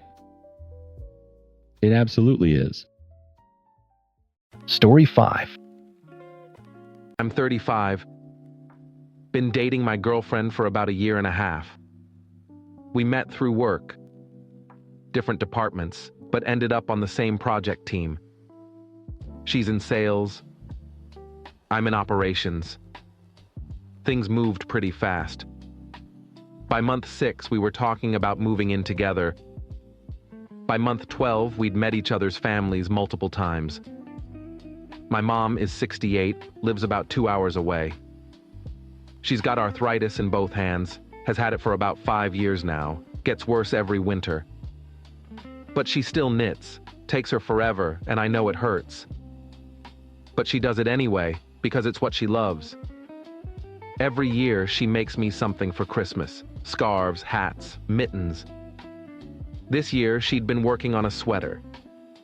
She'd mentioned it back in October. I'm making you something special this year. It's taking me longer than usual, but I think you'll love it. I told her she didn't have to, that I knew her hands hurt. She just laughed. I want to. You're my son. Let me do this. The sweater arrived last week, about 10 days before Christmas. She'd mailed it early because she wanted to make sure it got here in time. I opened the package at my apartment. My girlfriend was there. We were having dinner. Honestly, it was pretty ugly. Green and red with a reindeer on the front that looked slightly cross-eyed, and Merry Christmas spelled out in crooked letters across the back. The kind of thing you'd wear ironically to an ugly sweater party. But I knew how long it took her to make it. Knew how much pain she was probably in while she did it. So when I pulled it out of the box, I smiled. Put it on immediately. What do you think? I asked, turning around to show my girlfriend. She looked up from her phone and her face just fell. You're not seriously going to wear that? What? It's from my mom. It's hideous. It's homemade. She spent months on this. She should have spent those months on literally anything else. I felt my smile fade. That's my mom you're talking about. I'm talking about that sweater, which is an embarrassment to be seen in. I think it's nice. You think that's nice? She stood up, walked over to me. Babe, I love you, but your mom has no taste. This looks like something from a thrift store reject bin. She made it by hand. She has arthritis. It probably took her months. And it looks like it took her months. I'm not going to your family Christmas thing if you're wearing that. My family Christmas thing is in 3 days. And yeah, I'm wearing it because my mom made it for me. She crossed her arms. Then I'm not going. Fine. Don't go. You're really choosing that sweater over me? I'm choosing my mom's feelings over your shallowness. She glared at me for a second, then reached out and grabbed the sweater. Before I could react, she'd pulled it off me, nearly yanking my shirt off with it, and started pulling at the seams. What the hell are you doing? Saving you from yourself. She tore at the shoulder seam. It separated easily. The yarn wasn't that strong. Then she pulled at the front, and the reindeer came apart.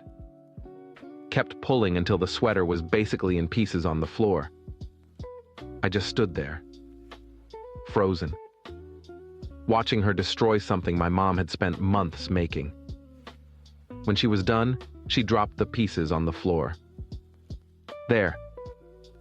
Now you can't wear it. I looked at the pile of green and red yarn, then at her. Get out. What? Get out of my apartment. You're being dramatic. You just destroyed something my mom made. Something that meant a lot to me. Get the hell out. It was an ugly sweater. Her hands made this. I bent down, started picking up the pieces. Her hands that hurt every single day. She spent months on this. And you destroyed it in 30 seconds because you think it's ugly. I'm sorry, okay? I just...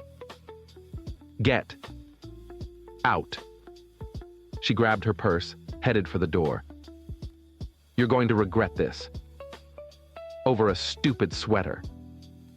She left. I sat on the floor with the pieces of the sweater in my lap and just stared at them. Tried to figure out if they could be fixed. They couldn't.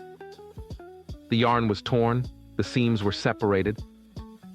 The whole thing was ruined. I called my mom. Didn't tell her what happened, just told her I got the sweater and I loved it. She sounded so happy. After I hung up, I sat there for another hour. Then I started thinking about Christmas. About the gifts I'd already bought. I'd spent about $800 on presents for my girlfriend's family. Her parents, her sister, her niece and nephew. Expensive stuff because she'd made a big deal about me making a good impression. My family's really into Christmas. You need to bring good gifts. I'd bought her dad a fancy whiskey set. Her mom a designer scarf. Her sister some kitchen gadget she'd mentioned wanting. The kids got toys that cost more than I wanted to spend, but she'd insisted. All of it was still in my closet, wrapped and ready. I spent the next day returning everything. Took all the gifts back to the stores, got my money back. $800 back in my account. My girlfriend texted me that evening. Can we talk? I'm sorry about the sweater. I overreacted. I didn't respond. She called. I didn't answer. She showed up at my door around 9 p.m. I opened it but didn't let her in. I'm really sorry, she said immediately. I was wrong. I shouldn't have destroyed the sweater. No, you shouldn't have. I care about how we look to people. And that sweater was made by my mother. I know. I'm sorry, I'll apologize to her. Don't. She doesn't know what you did. Then let me make it up to you. Let me come to Christmas with you. I'll be nice to your family. I'll be supportive. I don't want you there. Come on. I said no. You're not coming to my family Christmas. So what? We're just done? Over this? Yeah. Over this. Because it's not about the sweater. It's about you having so little respect for my mom that you'd destroy something she worked on for months. Something she made despite being in pain. I said I'm sorry. Sorry doesn't fix it. Now go home. I closed the door. She knocked for a few minutes, then gave up and left. Update 1. The next day, my girlfriend started texting again. Different approach this time. What am I supposed to tell my family about Christmas? They're expecting you.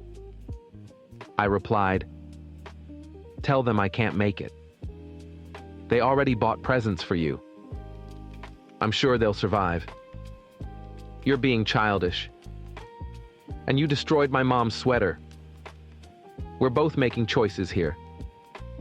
She didn't text back for a few hours, then, my mom wants to know if this is about the gifts. Did you not buy gifts? I bought gifts. Then I returned them. What? You heard me.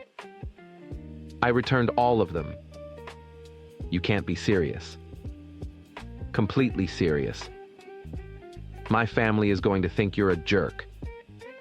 Your family can think whatever they want.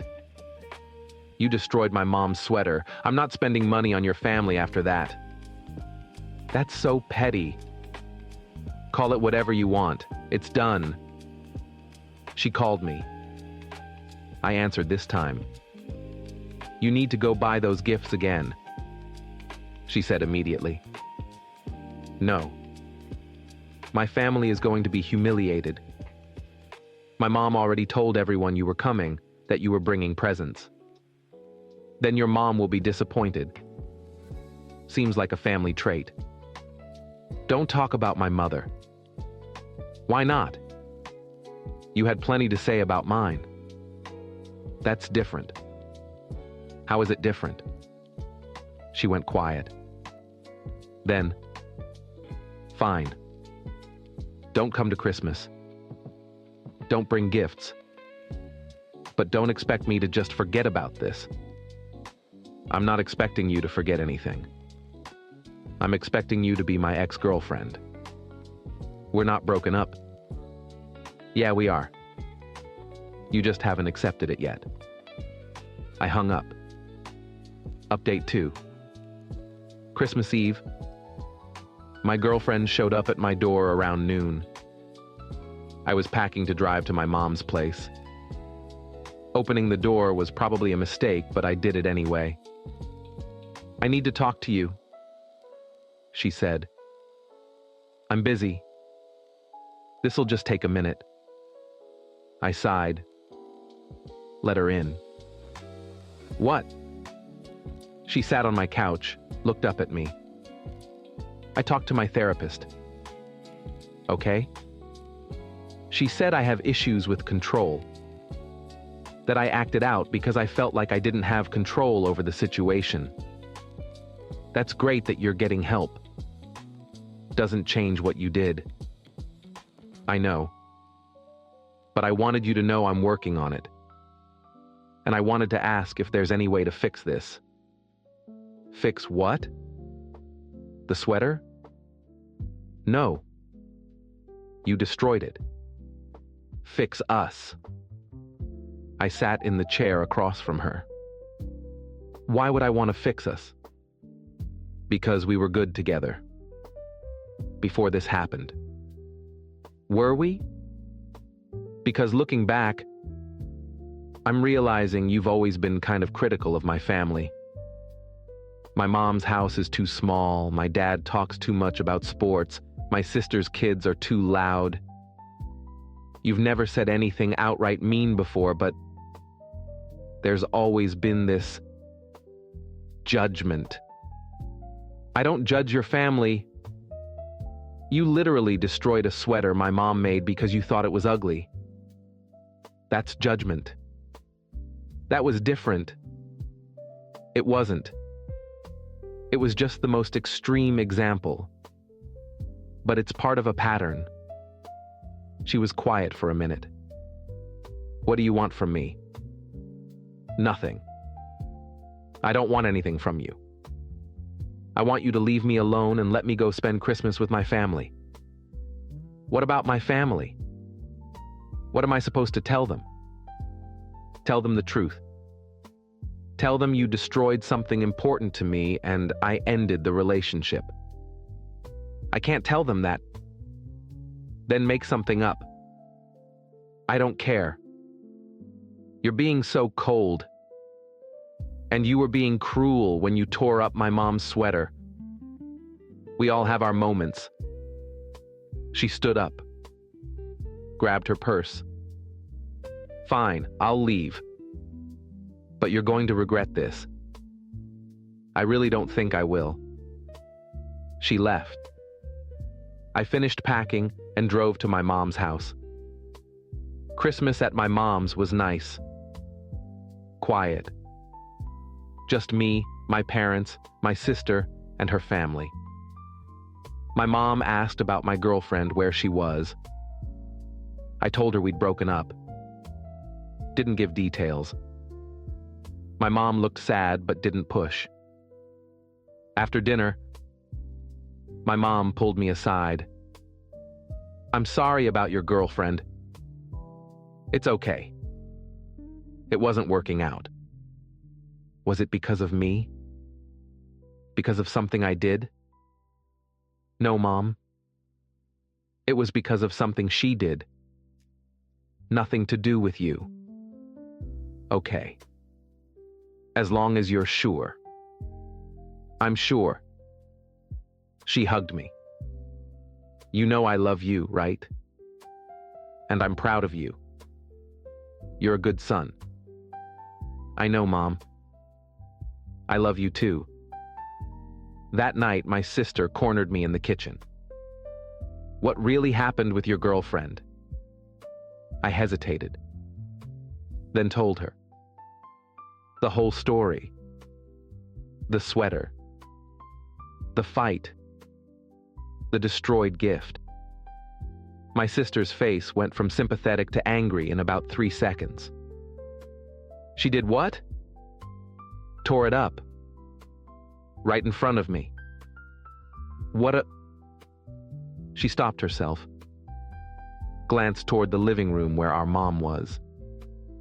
What a terrible person. "Yeah. And you didn't tell Mom?"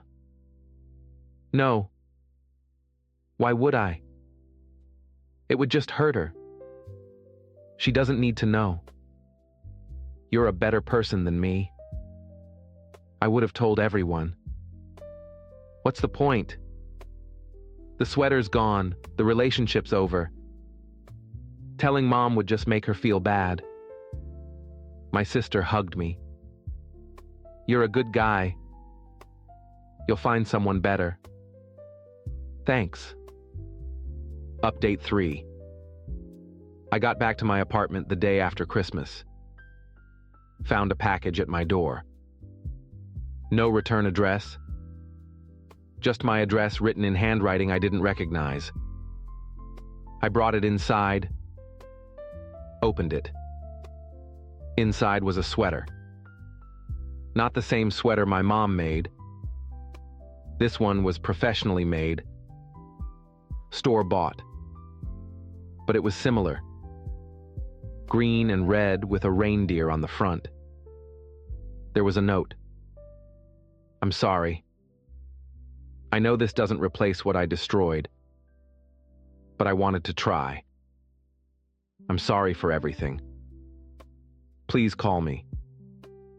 It was signed with her name. I put the sweater back in the box. Took a picture of it. Texted it to her. "Don't contact me again." She called immediately. I didn't answer. She texted, "I was trying to make it right." "You can't make it right. Stop trying. I spent 2 days looking for a sweater like the one your mom made. It's not about the sweater itself. It's about what it represented. My mom's time. Her effort. Her love. You can't buy that at a store." "I know that." "Then why did you send this?" "Because I didn't know what else to do." The answer is nothing. Do nothing. Leave me alone. I can't. I love you. You have a weird way of showing it. I blocked her number. Update 4. 2 days later, I got a call from a number I didn't recognize. Answered it, thinking it was work-related. "Hello? Hi, this is calling. I'm her mother." My stomach dropped. "Hi. I'm calling because she told me what happened. About the sweater." "Okay." I wanted to apologize on her behalf. "You don't need to apologize. She's an adult." "I know. But I also know I raised her to be better than this. And I'm ashamed that she would do something so cruel. I didn't know what to say to that. I also wanted you to know that she won't be bothering you anymore. I've told her she needs to accept that the relationship is over and move on. Thank you. And I wanted to say, for what it's worth, I think your mother is lucky to have a son who appreciates her efforts. Not everyone does. I appreciate that. Take care of yourself. You too. She hung up. I sat there for a while, processing the conversation. Her mother seemed nice. Made me wonder how my girlfriend turned out the way she did. The next week was quiet. No texts, no calls, no surprise visits. I started to think maybe it was actually over. Then, about a week into January, I got an email from my girlfriend. Long one. Basically a novel. She apologized again. Went into detail about her therapy sessions, about the things she was working on, about how she understood why I was angry. Said she didn't expect me to take her back, but she wanted me to know she was genuinely sorry. At the end, she wrote, "I know I can't replace what I destroyed, but I want you to know that I contacted a knitting store near your mom's house. I paid for a year's worth of yarn and supplies to be delivered to her. I included a note saying it was from an anonymous admirer of her work. I hope that's okay." I stared at that for a long time. Didn't know how to feel about it. Part of me was annoyed that she'd involved my mom. Another part thought it was a genuinely kind gesture. I called my mom. "Hey, did you get a package recently?" "Oh yes, a big box of yarn and knitting needles." "Beautiful stuff." The note said it was from someone who admired my work. "Do you know anything about that?" "Maybe." "What did you think?" "I think it's lovely. Whoever sent it is very generous. The yarn alone must have cost hundreds of dollars." "That's good, Mom. I'm glad you got it. Do you know who sent it?" "I have an idea, but I think they wanted to stay anonymous." "Well, if you ever find out, tell them thank you for me." "I will." After I hung up, I sat with that for a while. Then I replied to my girlfriend's email. "My mom got the yarn. She's happy. Thank you for that. But this doesn't change anything between us. We're still done. Please don't contact me anymore." She replied an hour later. "I understand. I won't contact you again. I'm glad your mom liked the yarn. Take care of yourself." And that was it. No more texts, calls, emails. She actually left me alone. Update 5. About 3 weeks later, I got a call from my sister. It was late, around 10 p.m., which was unusual for her. "Hey, you busy?" she asked. "Just watching TV. What's up?" "So, something weird happened today. Your ex showed up at Mom's house." I sat up straight. "What?" "Yeah. I was there visiting with the kids, and she just showed up. Knocked on the door like it was normal." "What did she want?" "She had something with her. A box. She asked to speak to Mom, said it was important." "Did Mom let her in?" "Yeah. Unfortunately." I tried to say something, but Mom was confused and thought maybe you'd sent her or something. My stomach was churning. What was in the box? That's the thing. It was the sweater. Or pieces of it. She'd apparently taken it to some professional restoration place. People who repair vintage textiles or whatever. They'd reassembled it as much as they could. It's not perfect. You can see where it was torn. There are some sections that are just gone. But it's recognizable. I didn't know what to say. She gave it to Mom and told her everything. The whole story.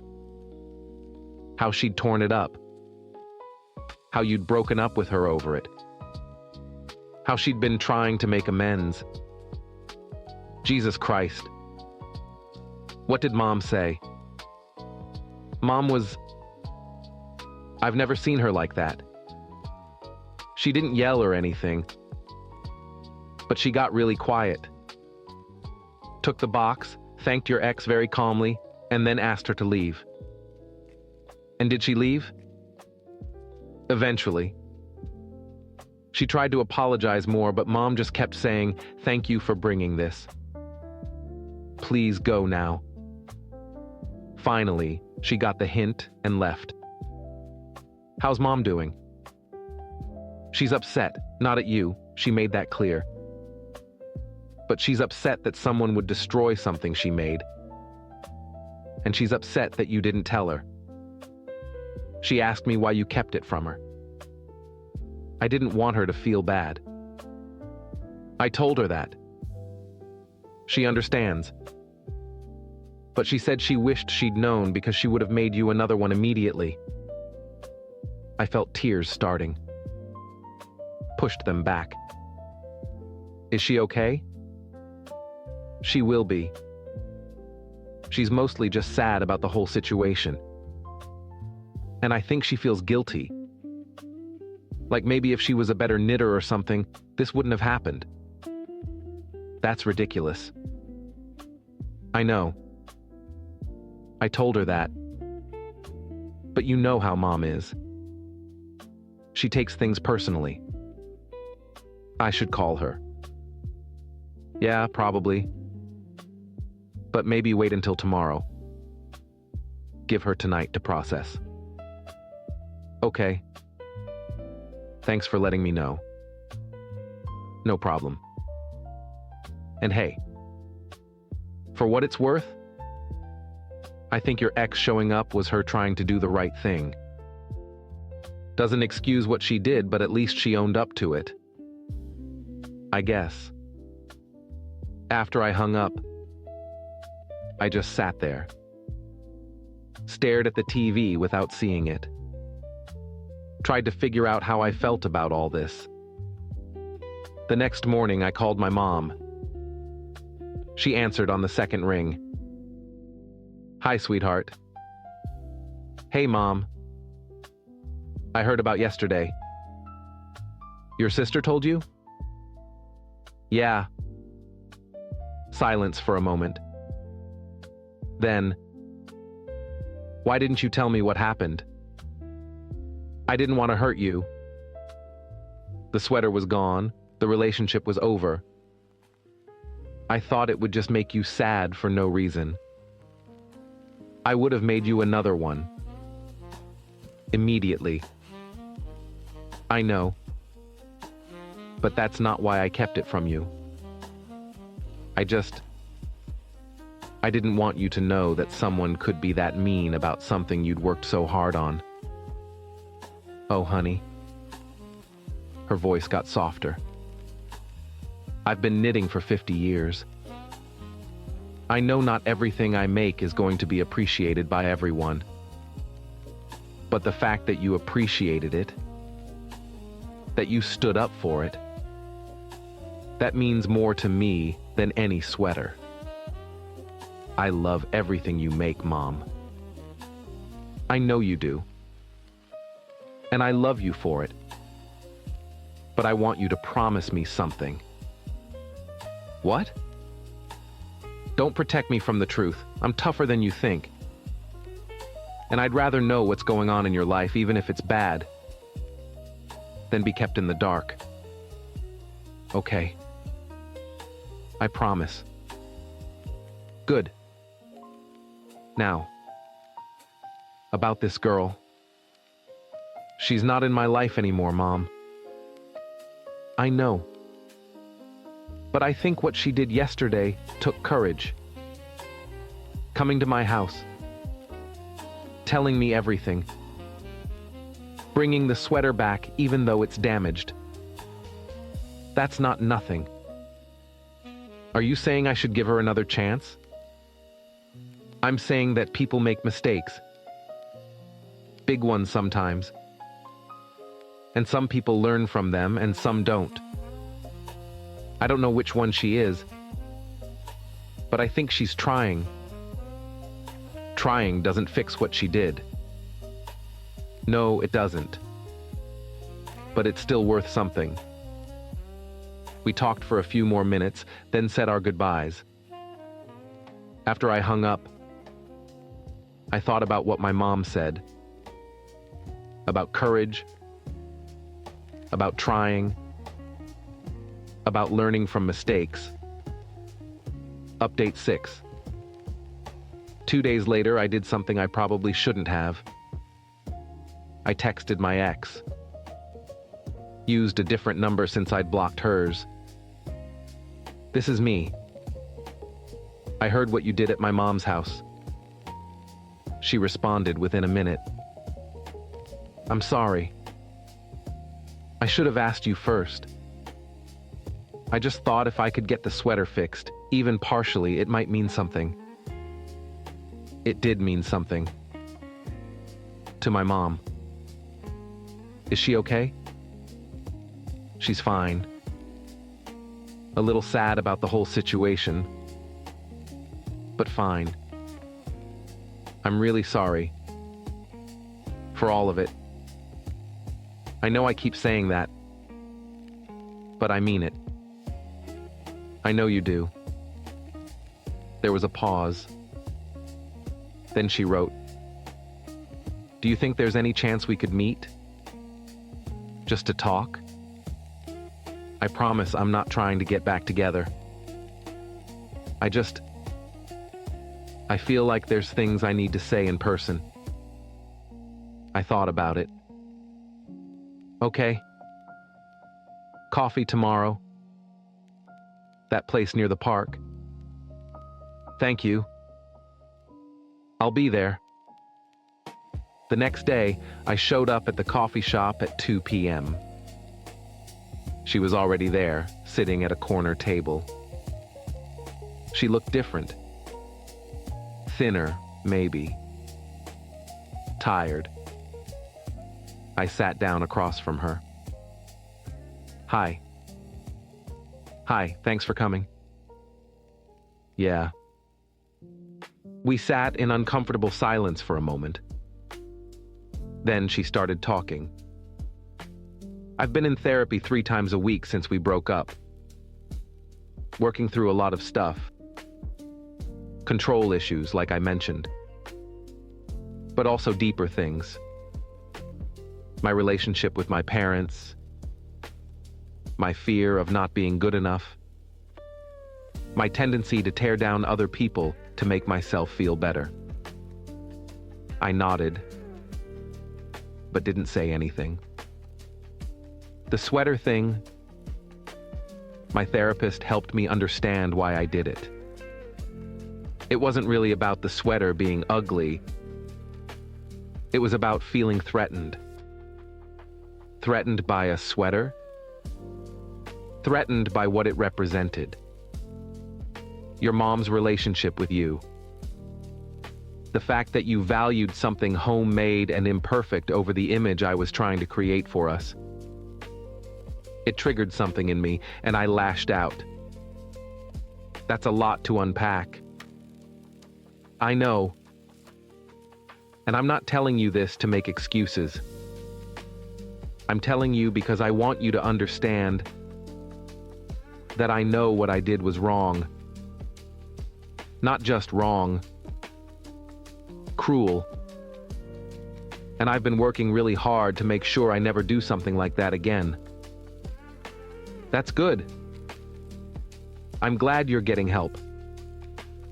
I also want you to know that I don't expect anything from you. I'm not here to ask for another chance or to try to win you back. I just wanted to look you in the eye and tell you I'm sorry. Really, truly sorry. I looked at her. Saw the sincerity there. I appreciate that. Your mom is a wonderful person. When I went to her house, she was so gracious. Even after I told her what I'd done, she wasn't mean to me. Just sad. And that made me feel worse than if she'd yelled. That's how she is. You're lucky to have her. I know. We sat there for another few minutes. Finished our coffees. Then she stood up. I should go. Thank you for meeting me. Yeah. Take care of yourself. You too. She left. I sat there for a while longer, processing the conversation. She seemed genuinely different. More aware, more humble. Whether that would last, I didn't know. But it was something. Final update. It's been 4 months since everything happened. My ex and I have had a few more conversations. Always brief, always cordial. She's still in therapy, still working on herself. She's dating someone new now, according to mutual friends. I hope it works out better for her this time. As for me, I'm doing good. Better than good, actually. I've been spending more time with my family, visiting my mom more often. She finished the new sweater she'd been working on. A beautiful navy blue one with a subtle pattern. No reindeer this time. Just clean lines and careful stitching. This one's perfect, I told her when she gave it to me last week. The last one was perfect too, she said. Because I made it for you. The damaged sweater is in my closet. The restoration place did what they could, but it'll never be the same. I keep it anyway. As a reminder. Not of the relationship or the breakup, but of what matters. Of the difference between what's valuable and what looks valuable. Last month, I started dating someone new. Met her at a friend's birthday party. She's a teacher, works with special needs kids. When I told her the story about the sweater, didn't name names, just gave the basic outline. She looked horrified. That's awful. How could anyone do that? People make mistakes when they're not thinking clearly. That's more than a mistake. That's cruel. Yeah, it was. Did your mom ever find out? Eventually. It hurt her, but she handled it with grace. That's just how she is. She sounds amazing. I'd love to meet her sometime. And that's when I knew this one was different. Someone who wanted to meet my mom, who understood the value of handmade things, who saw cruelty for what it was without making excuses for it. We're taking things slow, but it feels right. Feels healthy. My mom asked about her last week. Is she nice to you? Very nice. Good. That's all I want for you. Someone who's nice to you and appreciates what you have to offer. Thanks, Mom. And if she ever does anything to hurt you, you tell me. I'm old, but I can still throw hands. I laughed. I'll keep that in mind. I'm 35, in a new relationship, and finally understanding what my mom's sweater really represented. Not just her love and effort, but the difference between people who build you up and people who tear you down. Between those who appreciate what matters and those who only care about appearances. The sweater's still in my closet. I'll probably never wear it. It's too damaged, too fragile now. But I'm keeping it. As a reminder of what I won't tolerate and what I'll always protect. Love, effort, and the people who show up for you even when their hands hurt. That's worth more than any relationship that requires me to hide who I am or what I value.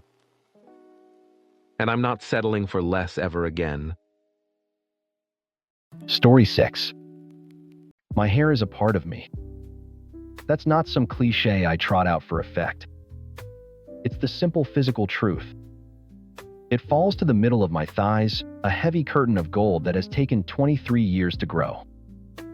It's the first thing people notice and the last thing I think about before I go to sleep as I carefully braid it to keep it from tangling. I spend a small fortune on special oils and conditioners. It is my pride. This has on occasion been a problem for other people. In high school, my best friend Megan staged what she called an intervention. She sat me down, her face a mask of grave concern, and told me my hair was holding me back. It's just a lot, Aubrey, she'd said, gesturing vaguely at me. It's kind of childish. Boys think it's weird. You'd look so much more mature with a cute bob. I was crushed. I spent a week staring at my reflection, trying to see the freak she saw. I almost booked the appointment. Then I overheard her in the locker room complaining to another girl. I don't get it, she'd sniffled. I work so hard and all anyone ever talks about is Aubrey and her stupid perfect hair. It wasn't concern. It was jealousy.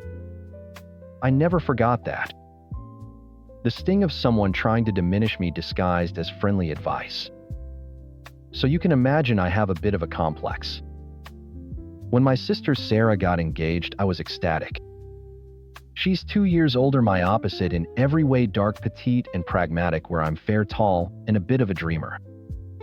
We've always been close. She asked me to be her maid of honor, and I dove into the role headfirst. I've spent the last 10 months helping her address envelopes, touring venues, and sitting through cake tastings until I was sick of buttercream. Her happiness was my happiness. The wedding was just a month away when it happened. I was at her apartment, which had become a command center of tulle ribbon and seating charts. Mom was there too, and we were assembling wedding favors, a mountain of tiny burlap bags and lavender sprigs. The mood was light, full of laughter and anticipation. Aubrey, can you come here for a sec? Sarah called from her bedroom. I want your opinion on the veil again. On my way, I said, brushing dusty lavender from my jeans. I walked into her room and she immediately shut the door behind me, the click of the latch unnaturally loud in the small space. The cheerful noise from the living room was instantly muffled. My sister wasn't holding her veil. She was standing by her dresser with her arms crossed, her jaw tight. A cold knot formed in my stomach. Everything okay? We need to talk, she said, her voice low. About what? Did the caterer back out? She shook her head, not quite meeting my eyes. No. It's about your hair. I froze. The ghost of Megan's voice whispered in my ear. My hair. What about it? It's too much, Aubrey, she said, finally looking at me. Her expression wasn't concerned. It was annoyed.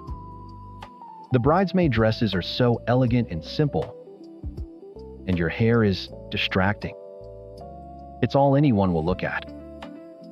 I felt the blood drain from my face. Distracting. Yes. It's going to look weird in the photos. It's all the way down to your legs. It will throw off the whole balance of the bridal party. Honestly, it just looks bad. Asterisk looks bad. Asterisk, the words hit me like a slap. My meticulously cared for healthy shining hair looks bad. I took a breath, forcing down the hurt, reminding myself this was about her. This was her wedding, her stress. She was probably just freaking out over some small detail, and my hair was an easy target. I had to be the calm one. I had to be reasonable. Sarah, I would never do anything to take attention away from you, I said, keeping my voice even. I was already planning on getting it professionally styled. I'm thinking a really intricate, elegant updo, like a classic chignon or a braided crown. It'll be completely off my shoulders and contained. No one will even know how long it is. It will look beautiful and classic, I promise. I smiled, relieved. It was a perfect compromise. She got the neat uniform look she wanted for her photos, and I didn't have to entertain the insane idea of cutting the one thing I loved about my appearance for a 4-hour event. It was a win-win. Sarah's face didn't soften. The hard line of her mouth tightened. She scoffed a short, sharp sound of disbelief. An updo, she repeated, her voice dripping with disdain. Are you serious, Aubrey? With the amount of hair you have, an updo will look like a giant, unnatural beehive on your head. It'll be even more times distracting. It's not about it being contained. It's about the sheer volume of it. It's just too much. I stared at her, the logic short-circuiting in my brain. Too long when it was down, too big when it was up. This wasn't about aesthetics. This was something else. Then, what I asked, my voice barely a whisper. What do you want me to do, Sarah? She stepped closer, her eyes finally locking onto mine. The annoyance was gone, replaced by a chillingly calm resolve. I want you to cut it, she said. I've already found a stylist. He does amazing work. A chic shoulder-length cut. It will look so much better. You'll be doing it for me. For my wedding. The words hung in the air, so absurd, so utterly insane that for a second I thought I must have misheard. I almost laughed. Cut it. You're joking, right? Do I look like I'm joking? Sarah's face was stone. It's my wedding, Aubrey. It's one day. Your hair will grow back. My hair will grow back to this length in about 10 years, Sarah. No. The answer is no. It's a ridiculous ask. So you care more about your stupid hair than you do about me. The emotional blackmail was so textbook it was almost lazy. I tried one last time to find a middle ground, a sliver of sanity. That's not fair. I will do anything else. I'll step down as maid of honor. I'll just be a guest. That way I won't be in the main photos. No one has to look at me. She threw her hands up in exasperation. Oh, right, because my own sister hiding in the back of the church won't be a distraction at all. Everyone will be asking why you're not up there with me. You'll be in the candid shots, you'll be at the reception. You can't just not exist times at my wedding, Aubrey. And as long as you exist with asterisk, that asterisk attached to your head, you're a problem. A problem attached to my head. That's when the last thread of my composure snapped. The hurt curdled into something cold and hard. "Fine," I said, my voice dangerously quiet. "Then I won't come to the wedding. Because I am not cutting my hair." Sarah's eyes widened in shocked triumph, like this was the outcome she'd secretly been hoping for. She didn't argue. She just turned, yanked the bedroom door open, and ran into the living room, already sobbing. "Mom," she wailed. "Aubrey's trying to ruin my wedding." I walked out after her, right into the ambush. My mom was on her feet, her arms wrapped around a heaving Sarah. She looked at me, her face a mask of disappointment. "Aubrey, what did you do?" "She told me to cut my hair," I said flatly. "All of it." "To my shoulders."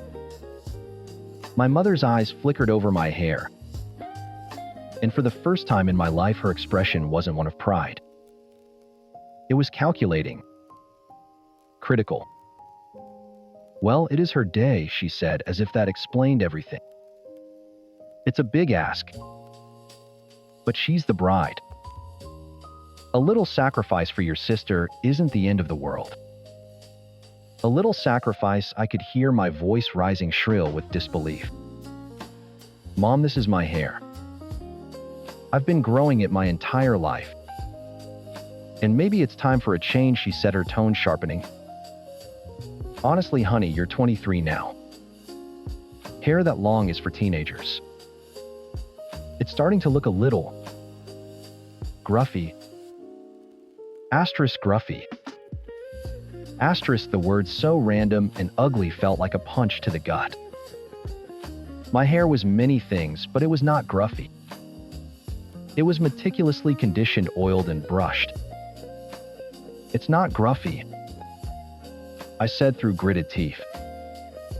My dad, drawn by the commotion, appeared in the doorway from the kitchen. "What's all the yelling?" "Aubrey is refusing to be a good sister," Sarah sobbed into Mom's shoulder. "She's being selfish," Mom added, glaring at me. "Sarah just wants to have one perfect day." My dad looked from my sister's tear-streaked face to my defiant one. He sighed, the sound of a man who just wanted peace. "Aubrey, come on. Is this really the hill you want to die on? Your hair? You know what employers think of unconventional looks? A nice professional haircut would probably do you some good in the long run." I stared at them. My mother, my father, my sister. A united front. And they weren't just attacking my hair anymore. They were attacking my maturity, my professionalism, my character. The room felt like it was closing in the air, thick with their judgment. It was high school all over again. But this wasn't a jealous friend in the locker room. This was my family. This was my blood. And in their eyes, I saw it. The same green-tinged monster that had lived in Megan's heart. Sarah couldn't stand the thought of me getting any attention, even incidental attention, on her big day. And my parents were enabling it. "I'm not doing it," I said, my voice shaking with a rage so pure it was almost clarifying. "And I'm not coming to a wedding where I'm considered a problem to be solved." I turned and walked out. I grabbed my purse from the entryway, didn't bother with my jacket, and left the apartment, the sound of Sarah's renewed wailing following me down the hall. The fallout was immediate and brutal. My phone started buzzing before I even reached my car. A text from my mom. "Times. You have broken your sister's heart. You need to apologize and fix this, asterisk." Then my dad. "Times. Don't be childish, Aubrey. Call your sister, asterisk." Then a group chat I didn't know existed with my aunts and cousins suddenly lit up. "My Aunt Carol. Times. Sarah is beside herself. I can't believe you'd be so selfish over something as silly as hair, asterisk."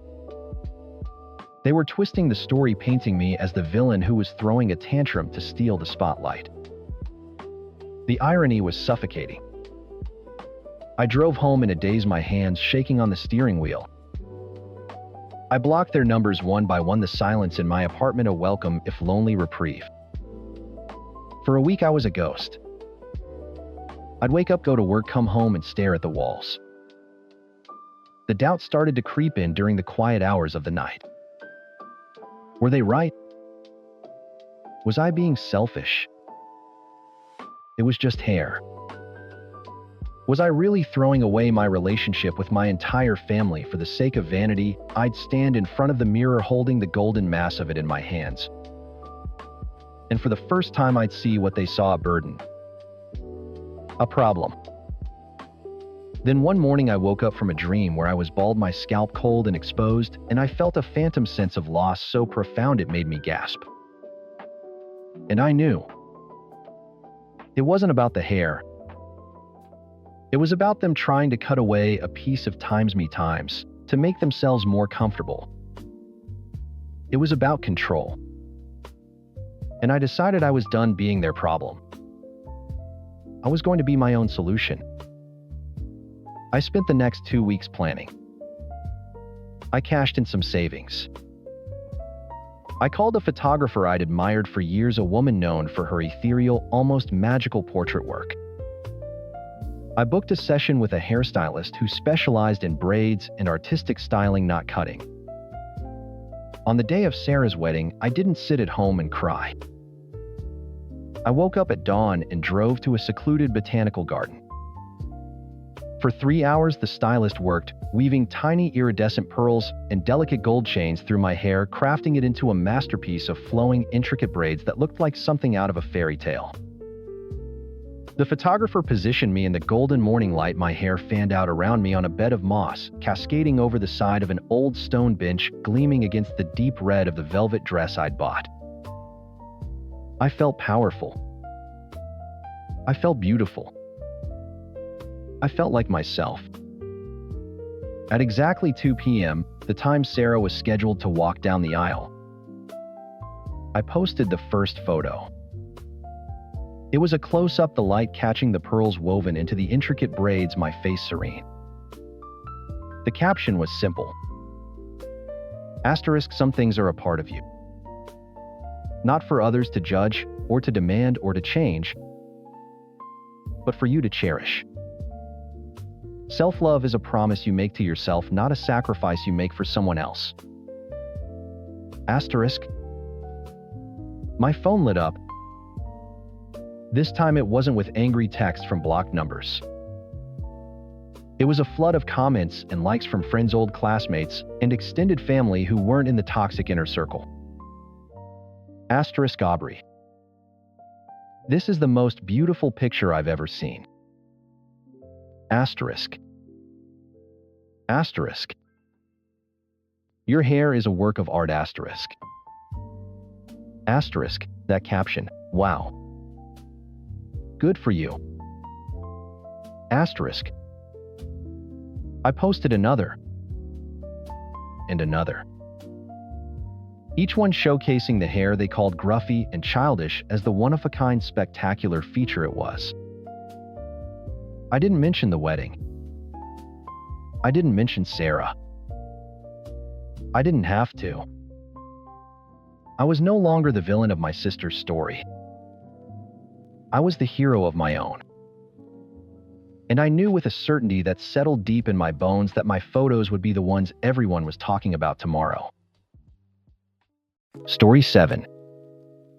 I, 38 male, thought my wife, Amanda, 36, and I had a solid marriage. 12 years together, 2 kids, 10 and 8, the usual ups and downs, but nothing major. Or so I believed until last weekend. Amanda told me she was going on a girls' weekend with her sister Brittany and their friend Nicole. Some spa resort about 3 hours away. She'd been stressed with work lately, so I encouraged it. Even took time off to watch the kids. Friday night, she texted me around 9 p.m. with a selfie. Her in a hotel robe, wine glass in hand, big smile. Having an amazing time with the girls. Wish she were here. cute, right? Except I zoomed in to look at the hotel room, wanted to see how fancy this place was. And there it was. On the nightstand behind her, a man's Rolex, silver band, distinctive face. Not some cheap knockoff either. My stomach dropped. Then I looked closer. There was also a men's toiletry bag, partially visible near the bathroom door, and what looked like men's dress shoes by the bed. I sat there for maybe 10 minutes, just staring at the photo. My kids were asleep upstairs. My wife was, what? Having an affair? The girls' weekend was a cover? But here's the thing. I'm not an idiot. And I'm not the type to rage or make accusations without proof. So I texted back, looks fun, I am here. She replied with question marks. I didn't respond. Instead, I called my brother Mitchell. Hey, need you to watch the kids tomorrow, family emergency. Everything okay? Will be. Can you be here by 6 a.m.? Sure, man. Then I did something that would later prove brilliant. I checked Amanda's iPad. She'd left it at home, still logged into her email. Found the hotel confirmation. The Grandview Resort. Checked in under her name, 1 room. 1 guest. Interesting. Checked her credit card app. We have each other's passwords for emergencies. No charges at the resort beyond the room. But there was a charge at a high-end steakhouse near the hotel. $287. That's not a girl's dinner. That's a romantic dinner for 2. Saturday morning, Mitchell arrived. Told the kids Uncle Mitch was taking them to the arcade and movies. They were thrilled. I drove 3 hours to the Grandview Resort. Walked into the lobby at 11 a.m. The place was gorgeous, also very public, very visible. The hotel bar was right off the lobby, open concept. I could see straight through to the restaurant area. And there she was. Amanda, having brunch with her boss, Richard. Update 1, Richard, her 44-year-old supposedly happily married boss who she'd always described as professional but distant. The one she'd said was kind of cold. Honestly. The one whose marriage she'd called rock solid. They're like the perfect couple. They were sitting at a corner table, leaning into each other, laughing. His hand was on hers. She was wearing a dress I'd never seen before. Red, expensive looking, definitely not spa weekend attire. I walked into the bar, calm as could be, ordered a coffee at the bar, then turned and walked to the table directly next to theirs. Sat down facing them. Amanda saw me mid-laugh. The color drained from her face. Actually drained. She went white, then red, then white again. Ryan? Her voice came out as a squeak. Hey, honey. I said pleasantly. Decided to surprise you. Hi, Richard. Richard looked like he'd been hit by a truck. He pulled his hand back from Amanda's so fast he knocked over his mimosa. Ryan, This isn't, Amanda started.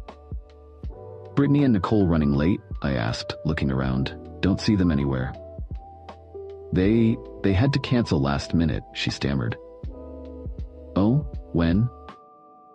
Thursday night.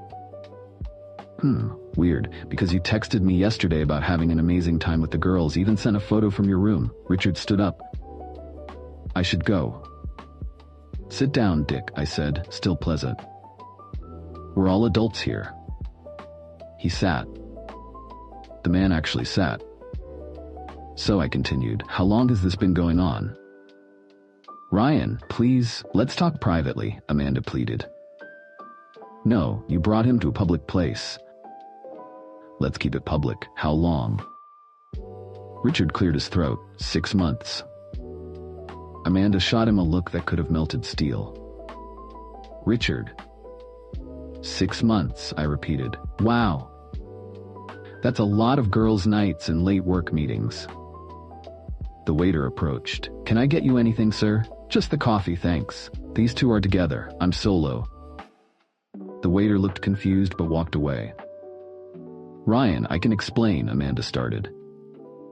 Can you? Can you explain why you've been lying to me and our children for 6 months? Can you explain why you're here with your married boss when you're supposed to be with your sister? It's complicated.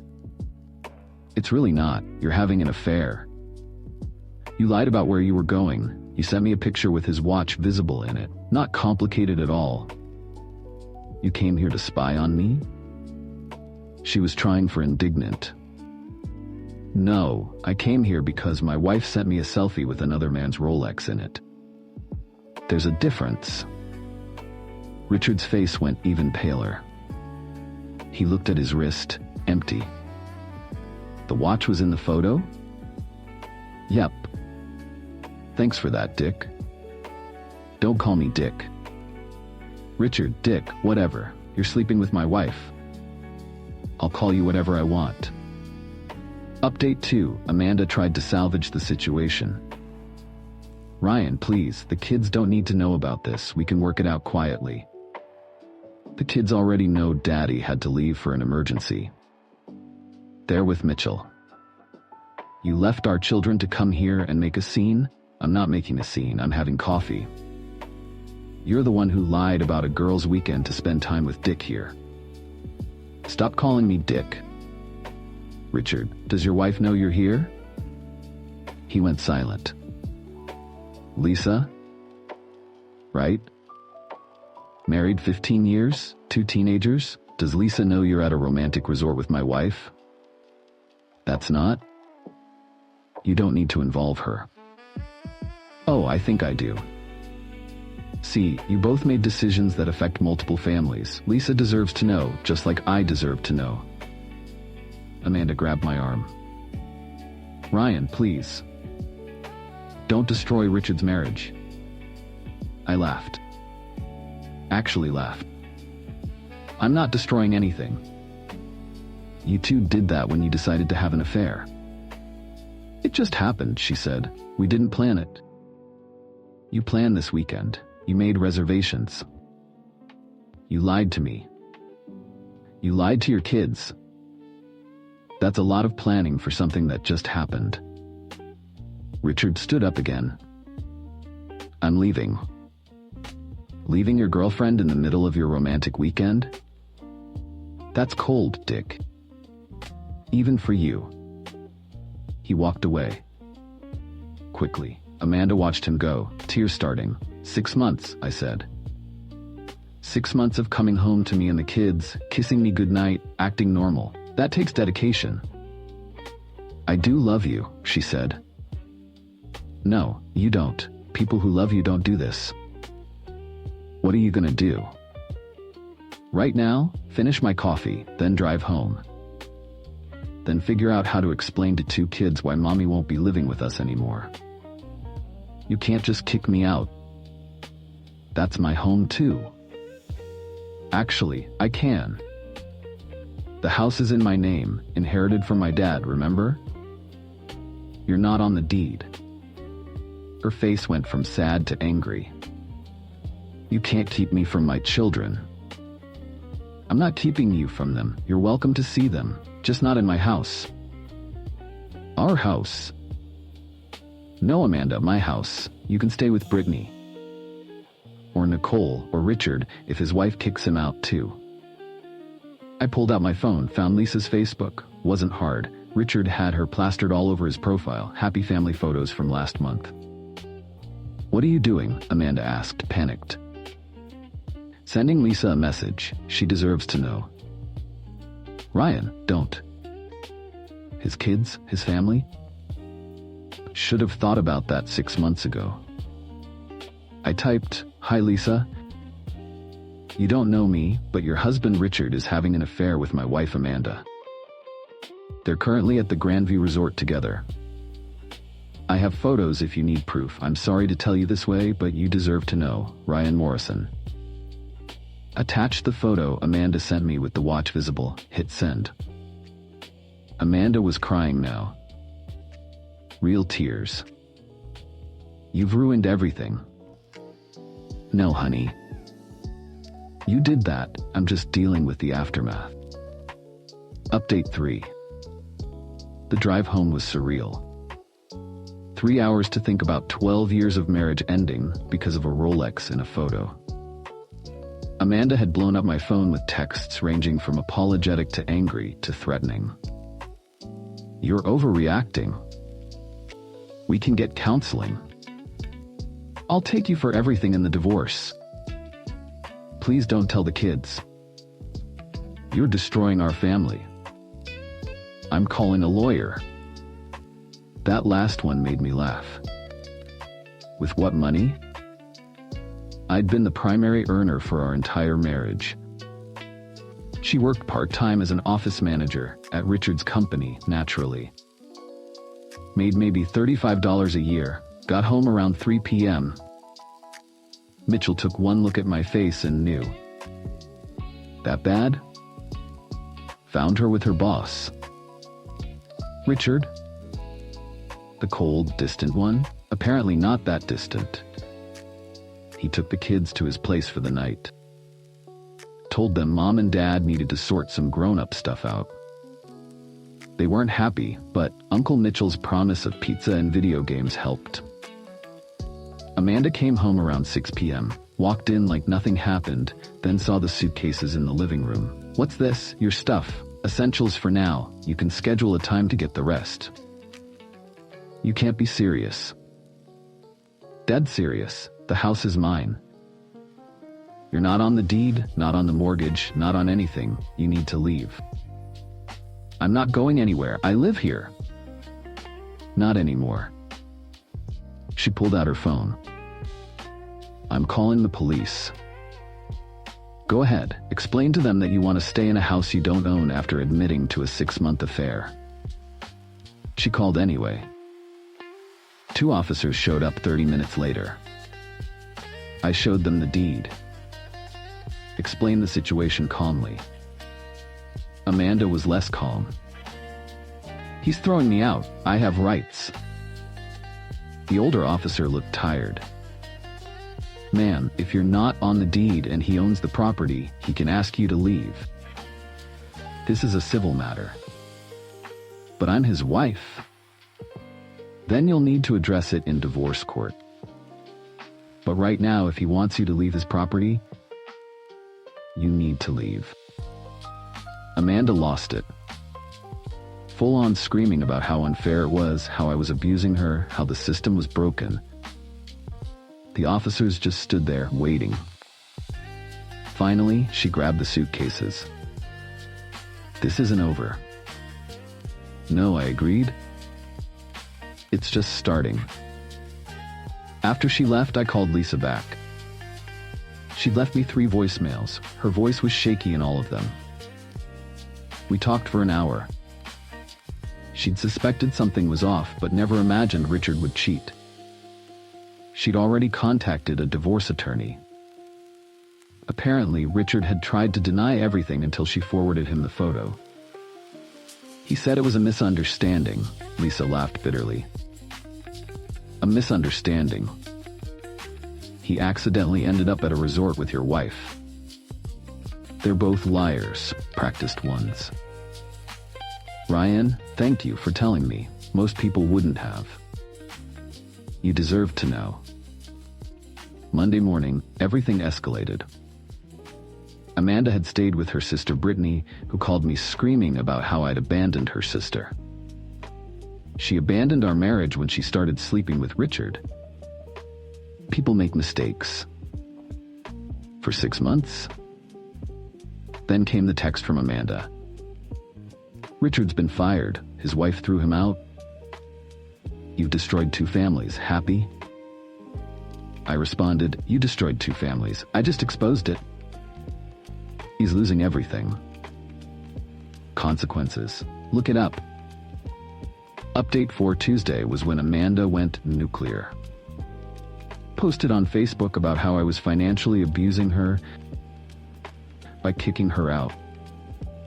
How I was keeping her from her children. How I was being vindictive and cruel during a difficult time in our marriage. The comments were mixed. Some of her friends supported her blindly. Others asked questions she wouldn't answer. My favorite was from my cousin Janet. "Didn't you just post last week about what an amazing husband Ryan is? What changed?" I didn't respond. But I did post the selfie she'd sent me, with the watch circled. Caption: "When your wife's girls' weekend includes men's accessories, 6 months of lies end now." The post exploded. Suddenly, everyone understood. Amanda deleted her post within an hour. Wednesday, I met with a divorce attorney, Harold Brennan, recommended by Lisa actually. Old school, no nonsense. "The house is yours?" "Inherited." "She's not on anything." "Good. Kids?" 50-50 custody ideally. I'm not trying to keep her from them. Generous, considering. They need their mother, even if she's a cheating liar. Alimony? She's demanding it. Harold laughed. Based on what? She destroyed the marriage with adultery. She works. She's capable of supporting herself. Judge won't be sympathetic. She says she'll go after my retirement, savings, everything. She can try, won't get far. Document everything, every text, every email. The affair kills most of her leverage. Thursday, Richard showed up at my office. Security called me down. 5 minutes, he said. You've got 2. Amanda says you won't let her see the kids. That's a lie. She can see them. Just not at my house. She hasn't even tried to arrange anything. This is destroying her. You mean consequences are destroying her? There's a difference. I lost my job. My wife, my kids won't talk to me. And you could have handled this privately, like you handled your affair privately for 6 months. We fell in love. You fell in lust. Now you're facing reality. Amanda's not that attractive when she doesn't have a husband paying for everything, is she? His face told me everything. He'd already figured out that Amanda expected him to maintain her lifestyle. Without his executive salary, that wasn't happening. She wants to move in with me, he admitted. I'm living in a studio apartment. I can't afford. I lost everything. Not my problem, Dick. He left, but that conversation told me everything about where this was heading. Update 5 Friday morning, Amanda called. First time we'd actually talked since the hotel. The kids want to know where I am. Tell them the truth. You chose to leave. I didn't choose anything. You threw me out. You chose Richard for 6 months. That choice has consequences. I want to see them. Fine. Saturday, 10 a.m. Public place. McDonald's on 3rd Street. McDonald's? Really? You want somewhere fancier. You pay for it. I can't afford. Richard's not working. I'm not working. You're not working? What happened to your job? Silence. Amanda? They let me go. Said it was a conflict of interest. Of course, she'd been sleeping with the boss. Company probably couldn't fire him without firing her too. Liability issues. So get another job. With what reference? I worked there 8 years. Should have thought about that before sleeping with your boss. You're enjoying this. No, I'm not. Our kids are confused and hurt. 12 years of marriage are gone. Nothing enjoyable about it. Then why are you being so cruel? Cruel? I'm being practical. You made choices. These are the results. Saturday at McDonald's was rough. The kids were happy to see her but confused. Why can't you come home, Mom? Our daughter Emily asked. It's complicated, sweetie. Dad says you needed to live somewhere else for a while, our son James added. Your father and I are working through some things. I sat at a different table, letting them talk. But I could see Amanda struggling. She looked tired, defeated. The kids noticed too. Are you okay, Mom? James asked. You look sad. I'm fine, baby, just tired. After an hour, she hugged them goodbye. Emily clung to her. When are you coming home? I don't know, sweetie. As we were leaving, Amanda pulled me aside. Richard and I are done. That was fast. He blames me for ruining his life, says if I hadn't sent that photo. The photo didn't ruin anything, the affair did. I know, she actually looked defeated. I know. What do you want, Amanda? I want to come home. That's not happening. I made a mistake. 6 months of mistakes, calculated lies, planned deception. I was confused. Richard made me feel special. And now I realize what I threw away. Too late for realizations. She started crying. Real tears, not manipulation. What am I supposed to do? I have nothing. No job, no money, no home. Get a job, get an apartment, rebuild your life. Just not with me. The kids need stability. They have it, with me, in their home. Our home. No, Amanda, my home. You gave up any claim to it when you chose to have an affair. Final update. It's been 3 months since that day at the hotel. The divorce is almost final. Amanda didn't get the alimony she wanted. Harold was right. Judges don't look kindly on adultery. She got some money from our savings, but not the half she demanded. She's living in a 1-bedroom apartment, working retail. Not exactly the lifestyle she was accustomed to. Richard disappeared completely. Heard he moved to another state to start over.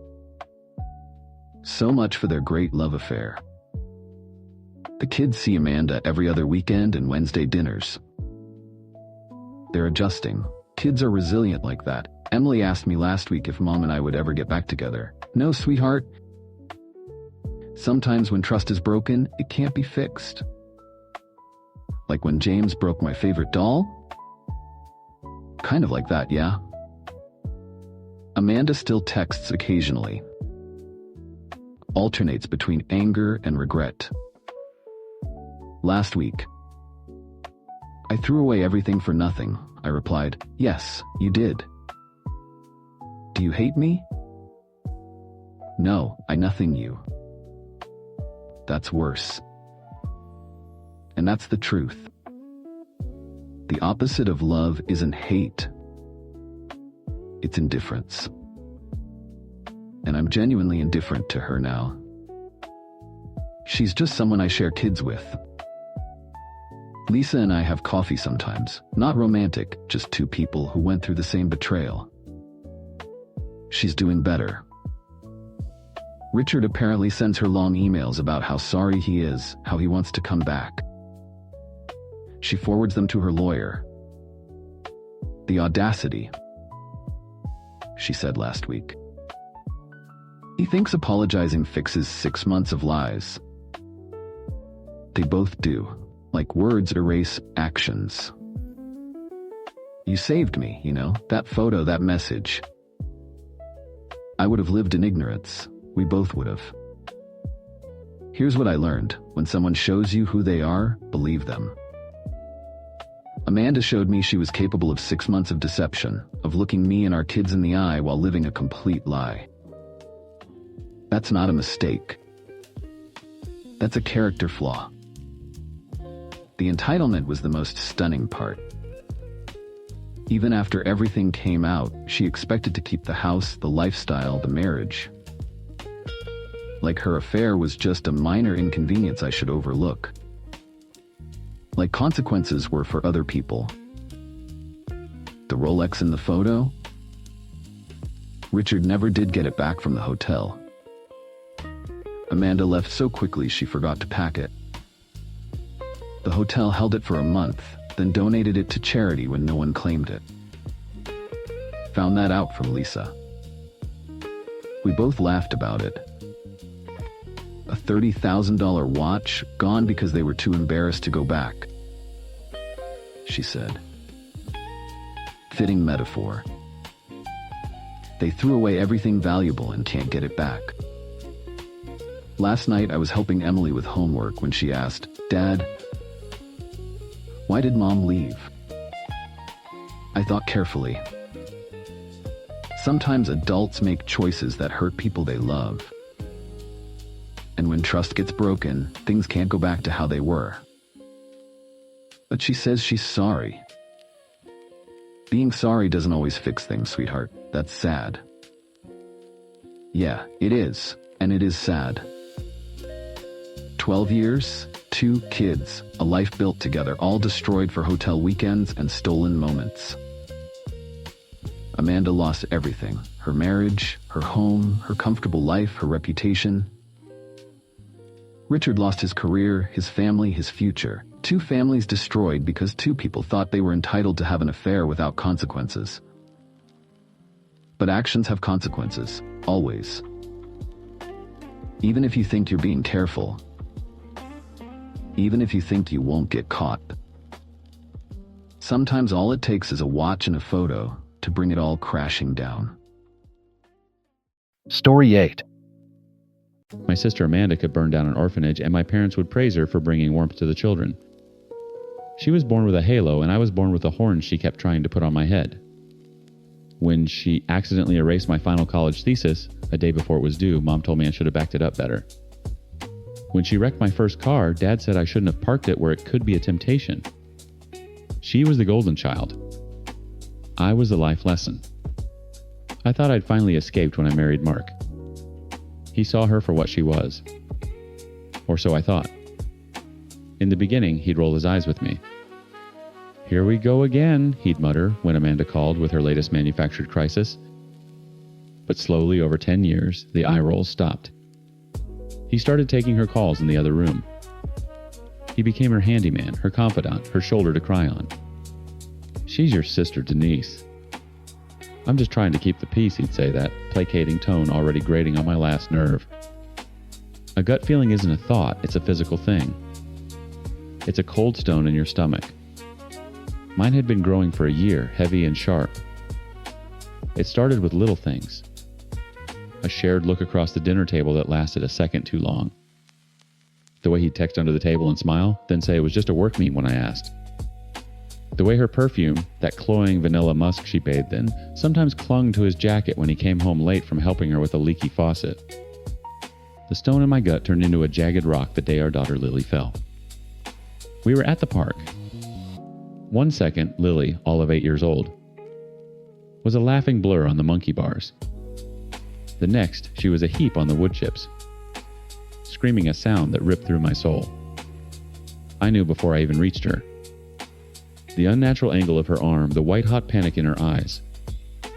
The emergency room was a blur of fluorescent lights and the smell of antiseptic. Mark was there holding her other hand, his face a mask of concern.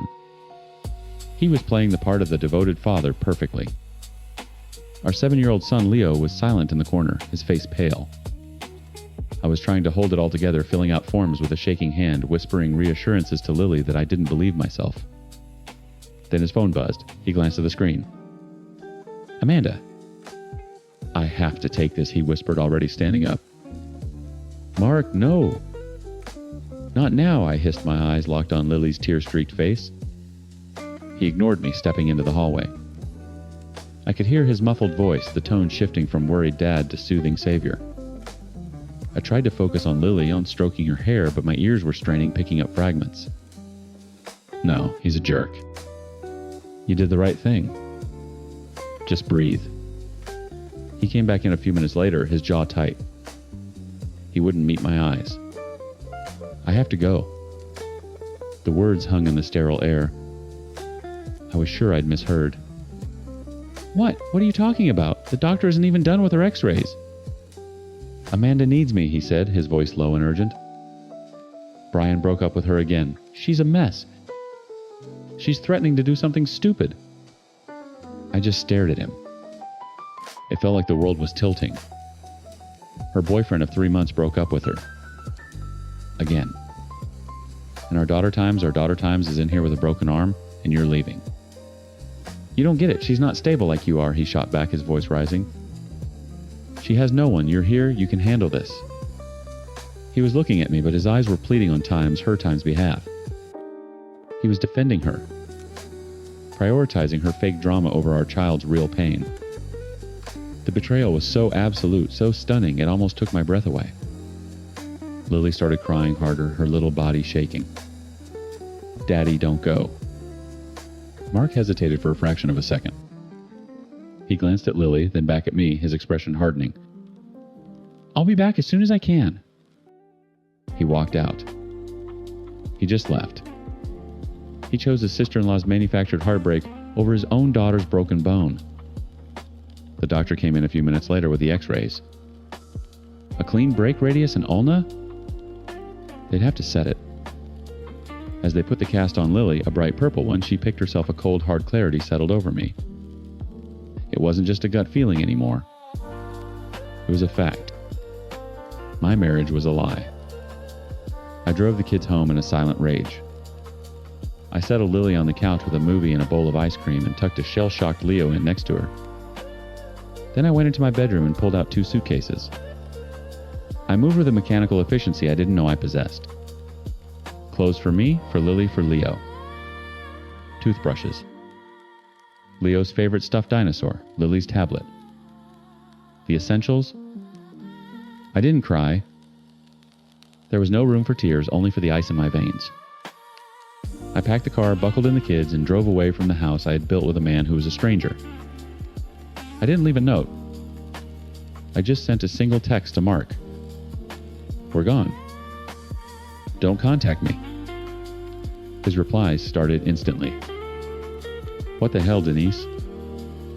You're overreacting. Where are you? You can't just take my kids. Amanda needed me. It's not a big deal. I threw the phone in the passenger seat and checked into the first motel I saw.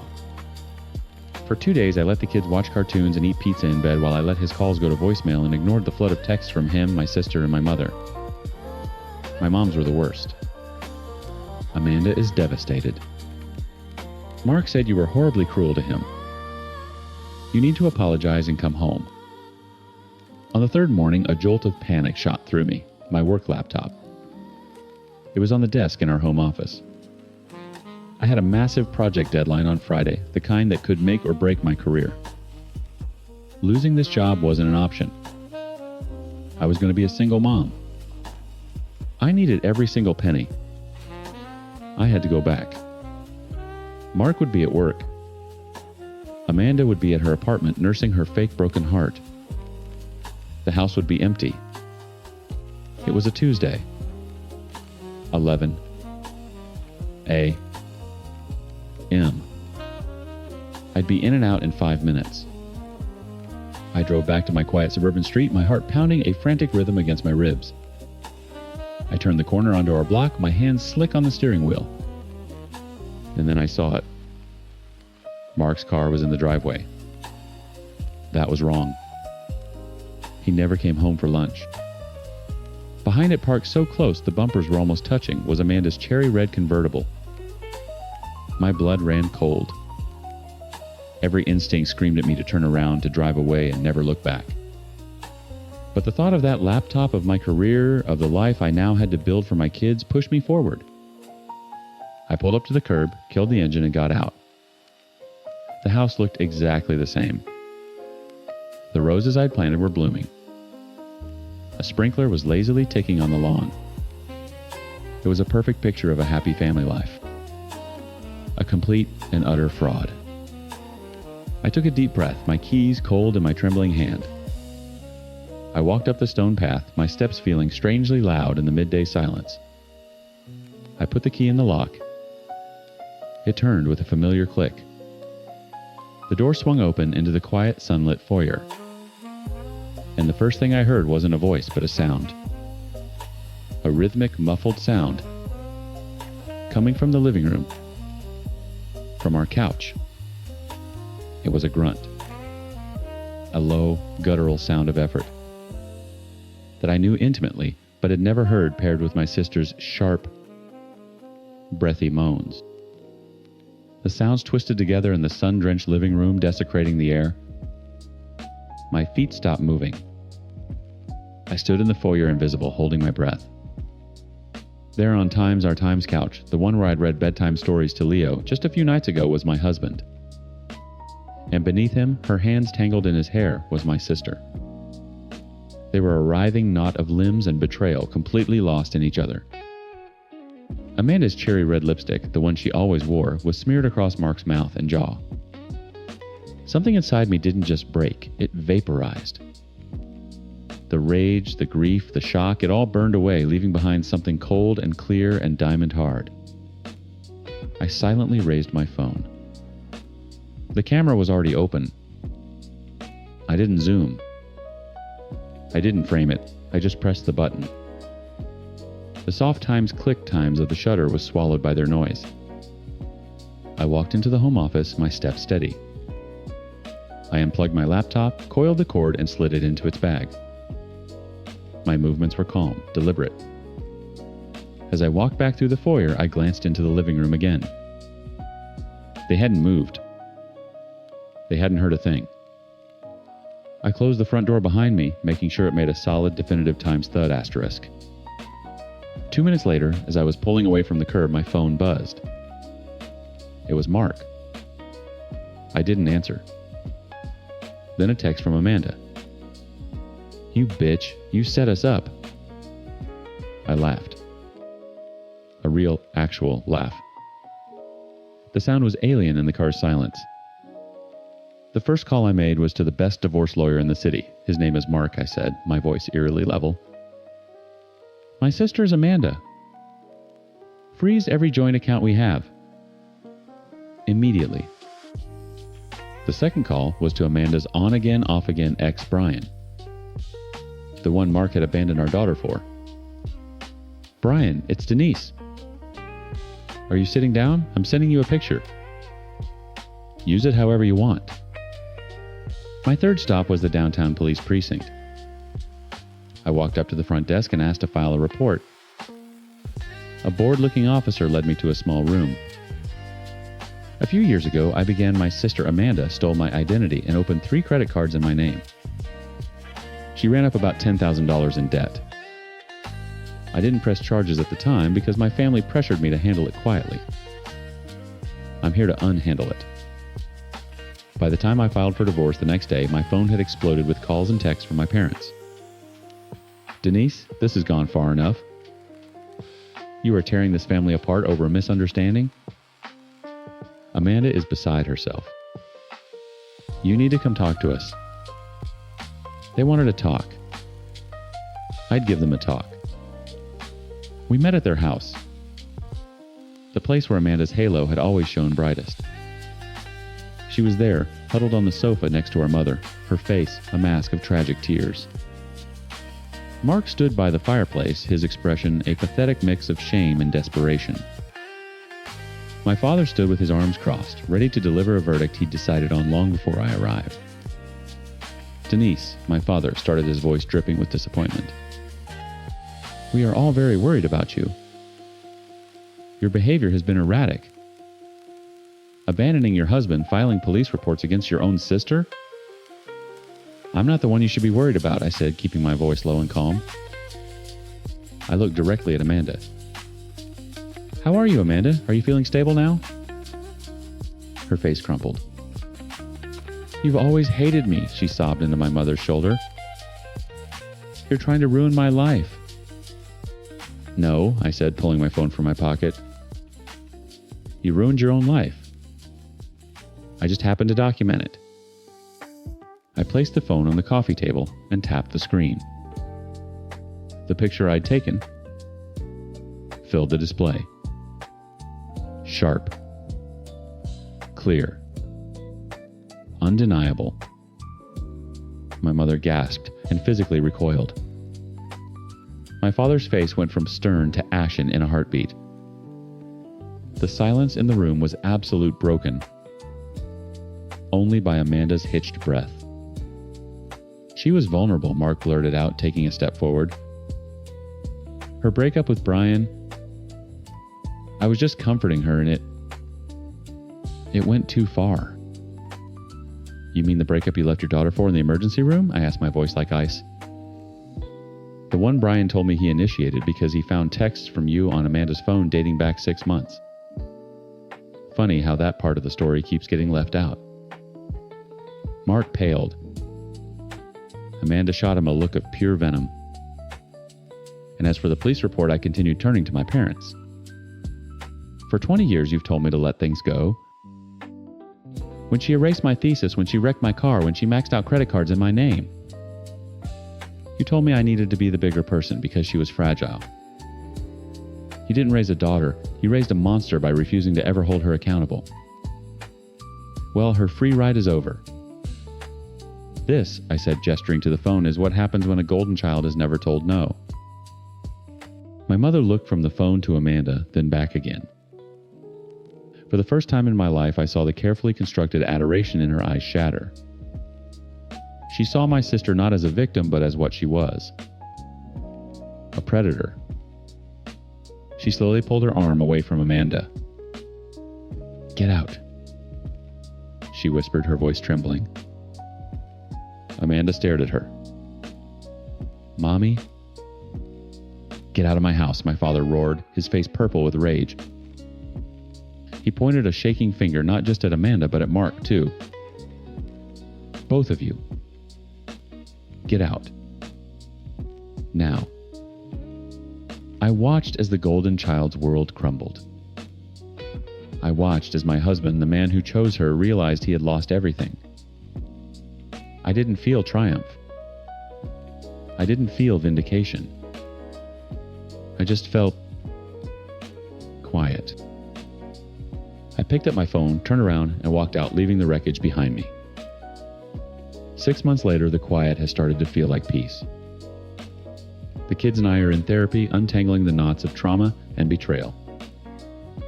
Leo still has nightmares sometimes, but Lily's cast is long gone, replaced by a faint tan line on her arm. Mark calls. He texts. He leaves pleading voicemails telling me it was the biggest mistake of his life, that he knows what he lost. I block his number, and he just gets a new one. He's a ghost I can't quite exorcise, but his wails are getting fainter. Amanda is, from what I hear, living on a friend's couch. After Brian posted my picture to all their mutual friends, she was a social pariah. With no family safety net and a felony fraud charge pending, her gilded cage has rusted shut. As for me, I found a new home for us, a small apartment that's filled with our own noise, our own laughter. I started running. At first it was just a block. Then a mile. Now I run 5 miles every morning before the kids wake up.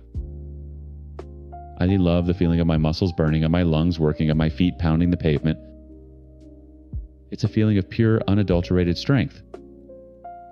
It's my body, my life, my rules. This morning as I finished my run, a guy from my apartment building who I'd seen at the gym smiled at me. You're flying, he said.